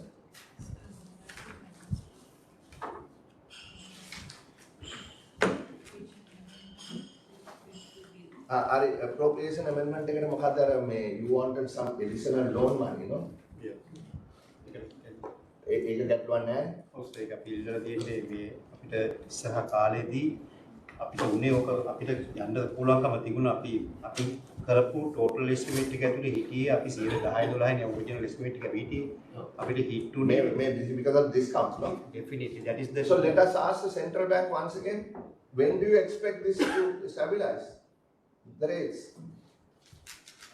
So you are asking for an increment of how much? 1 trillion? No, 663 billion. No, that is actually billion. There are two amendments. Yeah. So we are seeking approval from this committee by increasing 663 billion in addition to the approved borrowing limit for the year 2020. What is the approved borrowing limit? 4.2 at this moment it is 3,884. Now it is increased up to 4,505, 507. That is there. Yeah. හරි එතකොට ඒ කියන්නේ මේ පොලි අනුපාතයේ සීග්‍රේන් ඉහළ ගිහිලා තියෙන නිසා discount එක වැඩි වෙච්ච නිසා ඕගොල්ලන්ට ඇලොකේෂන් එකක් අවශ්‍යයි අන්න මේ ට්‍රෙෂරි බිල් ටික ගන්න. ඒකනේ කියන්නේ. that is main reason. හරි එතකොට මේ ඉල්ලන්නේ කීයද 663 බිලියන් 663. ඔව් දැන් මේකට එකම හේතුව තමයි ඉන්ට්‍රස්ට් රේට් වැඩි වෙච්ච එකනේ. ඔව්. එකම හේතුව ඒකනේ. අපි එස්ටිමේට් කරුවට වැඩි වුණා. දැන් අපි මහ බැංකුවෙන් අහමු දැන් මේක 663ක් කිල්ලා තියෙන මුළු 2023 අවුරුද්දටම 22 අවුරුද්ද 22 මේ 22ට අපි දැනටම පාක් කරලා තියෙනවා සර් අපි මේකේ බිලියන කියන්නේ up to 30th September 2022 384 billion. So you මේ කේස් එකේ මේක නිසා. ඔව් ඉතින් ඊළඟ මාස තුන ඉන්දුනේ වැඩි වුණේ අන්තිම මාසෙ ඉඳලානේ. ඒ මුල් ඒ කියන්නේ 6 වෙනි මාසෙන් පස්සේ තමයි වැඩි වෙන්න ගත්තේ. දැන් අන්තිම මාස තුනට අපිට මේක accumulation එකත් එක්කම මේක අපිට ඉතුරු ගෑනෝ. Yeah, so let us ask from the Deputy Director of Economic Research at the Central Bank to give us some sort of indication as to when this house can go back to session and say, look, look, I think we can now reduce this. Because this is only because the interest rates have shot up from 5% to 33%. Yeah. Right? So you are asking the gross borrowing requirement to be increased from 3.8 trillion to 4.5 trillion. Right? You are asking for an increase of almost 700 billion rupees due to the interest difference. Yes, that is the main reason. Yeah. So we would like to know what your thinking is. When will the rate stabilize? Or what are the reasons behind these increases, and when do you think those reasons that are causing these interest rates to shoot up to be relaxed? Yeah, connected me. Mama, එනකොට දැන් radio එකේ කිව්වා car එකේ එනකොට මේ inflation එක 4ත් 6ත් අතර පවත්වා ගන්න පුළුවන් කියලා මේ මහ බැංකුව කිව්වා. අද ඔකනේ channel එක සිංහල channel එක මට පුළුවන් වෙයි. නමුත් මම අහන්නේ අපි දැන් ඔය lending rates ඔය විදිහට තියාගෙන මේ ඉස්සරහා මාස දෙක තුන වෙනකොට පුළුවන් කියලා මම දැන් ඒක කියලා තියනවා. දැන් රේඩියෝ එකේ කිව්වා එහෙම හිතන්න පුළුවන්. I mean, for us to achieve that within a few months. Honorable Chairman, so why central bank has been tightening monetary policy was the requirement to fight inflation. This is the main predicament to the economy at the moment. So we are in a tightening cycle. So that's why the policy rates were increased time to time. But in today's monetary policy review, we kept the policy rate stable. So looking at the interest rate developments in the... So what are the rates now? 15.5? Yeah. 15.5 and 14.5 was the corridor. So if we can see clear signs that the interest rates, the inflation is going to come down, of course the central bank can make in the future monetary policy decisions. The central bank can take a stance that we can go to a monetary, we can change the stance on the monetary policy. But at the moment, the interest rates are adjusting according to the monetary policy. Then policy rates 15යි, market rates 33යි. Yeah. So that difference is there. I mean, in all So our this is what I'm tightening, saying. This is a market determined rate, no? these are market determined rate. So in all our tightening cycles, we see this kind of the gap increasing. When you start the tightening cycle, the market goes beyond sometimes. tightening cycle එක තව කොච්චර කාලයක් ඔයගොල්ලෝ අරගෙන යන්නේ වේද? දැන් මට කියන්න prime rate එක කීයද? PLR එක. PLR was around, I think it's around 27 or 26, no? 27. 25. So එතකොට සාමාන්‍ය අපේ SME කෙනෙක් ගත්තොත් depends on if it is a prime customer. නෑ prime නැතුව මං කියන්නේ PLR එකනේ ඔයා කිව්වේ 27 prime කියලා. සාමාන්‍ය කුඩා ව්‍යවසායකයෙක් බැංකුවකට ගියොත් කොච්චර ගෙවන්න වෙයිද? Then it will be certainly AWPR plus the margin depending on the customer. 30 පායිනවද? Would be, yes. leasing rate දැන් කීයද? Should be higher than the bank rates. Generally, ඒක they are getting higher, but then what is it? ඒ කියන්නේ 40ක් විතර වෙනවා. You have to take the you don't know the current rate. Actually, you are asked to come to discuss this import control matter. Hey, if you are the Deputy Director of Economic Research and you are sitting in front of us, we are bound to ask you questions related to. The thing is, we have a lot of data to have some kind of influence in these matters. So we didn't come here for intelligent data. No, we are not asking very detailed data. We are just asking what the interest rate is. Not a We are just asking what's happened to us. Very clearly observed that the last two options, especially middle option, there is the indicator, the positive indicator, the rate have been not at a drastic level, but up to some extent there is a significant reduction. I don't want to. Yes, unless you are going to say something. Now that inflation, we saw some disinflation, trend in inflation. So probably it is going to continue. Of course, central bank can use it. පොඩ්ඩක් අඩුලා දෙන 70 ඉඳන් 69ටද කොහෙද නේ? 65%.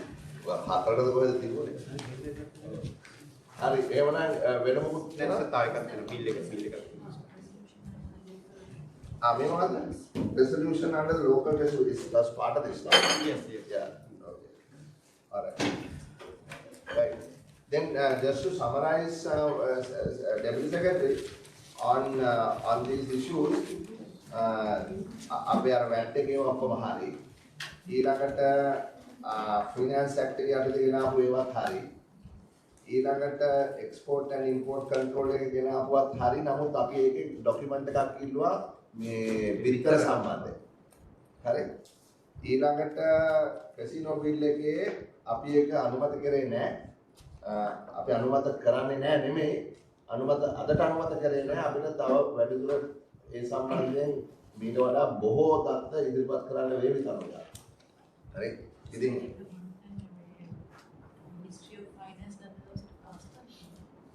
Ministry of Finance කනදා මෙහෙමයි මේක හැමදාම එහෙම වුණා කියලා එහෙම වෙන්නේ නැහැ. හරි කරුණාකරලා මෙතනට ඇවිල්ලා කියන්න එපා. අපි මේක පාස් කරනවා Ministry of Finance. එහෙම බෑ. එහෙනම් මේ කමිටුව අපි ඕනේ නැහැ. අපි ඕනේ නැහැ. එහෙම එකක් නැහැ. කමිටුවක් දාලා තියෙනවා නම් මේ කමිටුවේ යම්කිසි වැඩ කටයුත්තක් ජනතාව වෙනුවෙන් කරන්න තමයි මේ කමිටුව තියෙන්නේ. ඔයගොල්ලෝ ඕනෝන කියන හැම එකම මේක අපි දැන් ඔක්කොම කරා. ඔයගොල්ලෝ ඔක්කොම පාස් කරලා දුන්නා ඉතින්. සුමියට කරන්න දෙයක්වත් නැහැ. නෑ මම කියන්නේ පාර්ලිමේන්තුවෙන් අපිට එහෙම කියන්නත් එපා. ඔව්. පාර්ලිමේන්තුවේ හැමදාම මෙහෙම කරලා තමයි මේ රට මේ තත්ත්වෙට වැටලා තියෙන්නේ. සමා වෙන්න. ඒ පාර්ලිමේන්තුවට ගේනවා හැමදේම අනුමත කරනවා. හැමදේම අනුමත කරනවා. ඔක්කොම ඔළුව වරනවා අපි එළිය පාරට හැලයක් නැහැ. අනුමත කරලා ප්‍රශ්න අහන්න නැතුව අනුමත කරලා තනුජා අද වෙලා තියෙන තත්ත්ව බලන්න. අවුරුදු 50කට කිසිම රටක් ආසියාවේ බංකොලොත් වෙලා නැහැ. අපේ රට විතරයි බංකොලොත් උනේ. මේ පාර්ලිමේන්තුවේ ඇවිල්ලා කියන බදු අඩු කරන්න කියන අනුමත කරනවා. වැඩි කරන්න කියන අනුමත කරනවා. පොහොර තහනම් කරන්න කියන අනුමත කරනවා. ආයත් කියන අනුමත කරනවා. ඒක පුළුවන් රටක් කරන්න. ඒක තමයි මම කිව්වේ. දැන් අනුමත කරන්න කලින් පාර්ලිමේන්තුවත් තව මේක පස්සේ මේ අලුත් ක්‍රමවේදය අනුමත කරන්න කලින් අපි තර්කානුකූලව මේක වාදවාද කරමු. කාටවත් මෙතන ගහබැන ගත්තේ නැහැනේ. ඒක අපි වැදගත් විදිහට විශානුබද්ධව කාරණා ඉදිරිපත් කරා. අද අපි කාටවත් කැසිනෝත් නැහැ. We are now we have time. Today when is the next sitting? Inland Revenue Act එක ගේන්න ඕනේ. ඒක අපි 20 කවදද 28 නේ දාලා දෙන්නේ? 28 දාලා දෙන්නේ ඒක. දැන් ඒක 28 වෙනිදාට ඒක විතරයි තියෙන්නේ.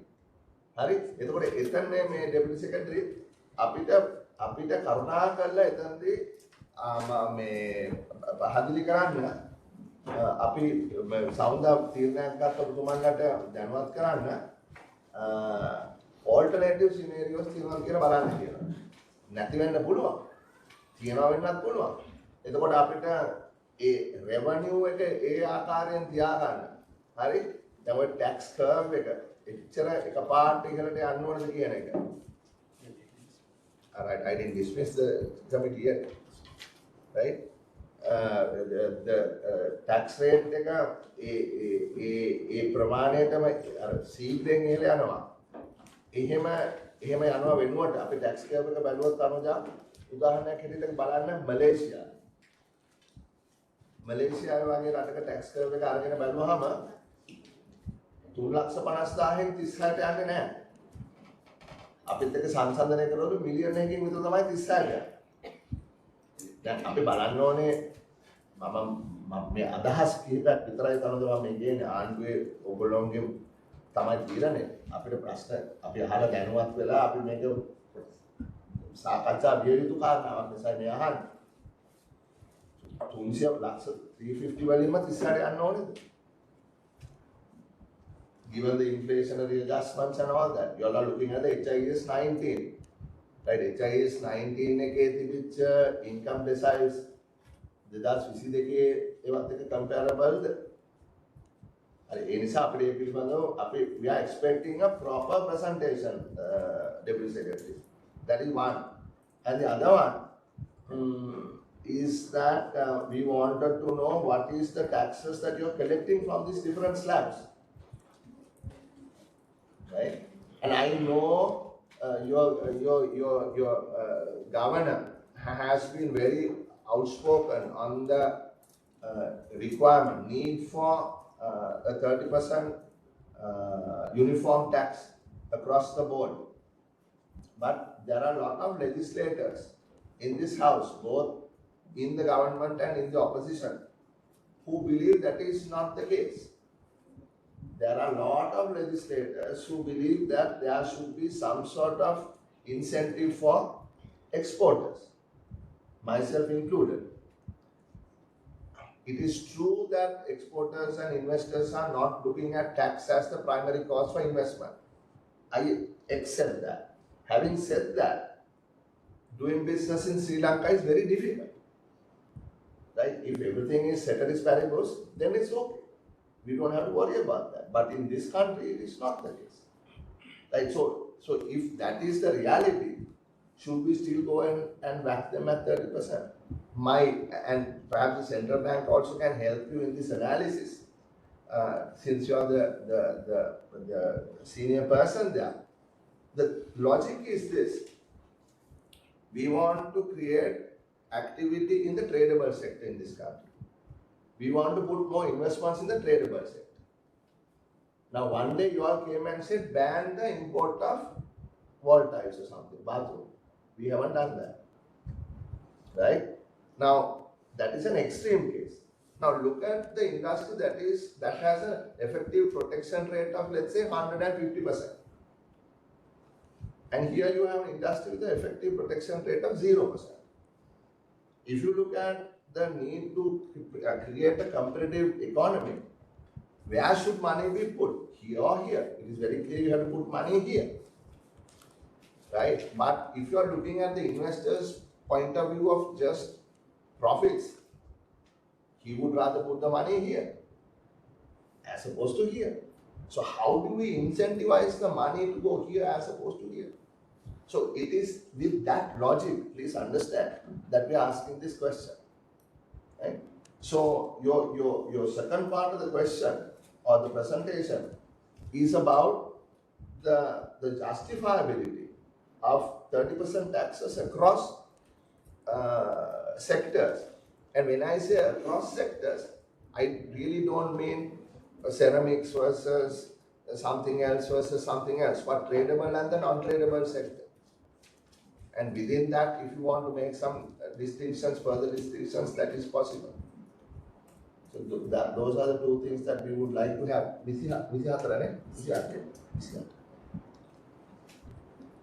Secondly, anything else? Then thank you very much for the very productive discussion. What I have been wanting to do is to have this discussion. Right? මෙතන කාටවත් blame කරේ නැහැ. අපි තර්කානුකූලව විවාද වාද කරන්න ඕනේ මේවා පාස් කරන්න කලින්. ඔයගොල්ලෝ ආයෙත් මේක කරගෙන ඉන්න. If it is to the satisfaction of this committee, we will consider. Thank you very much. Thanks a lot.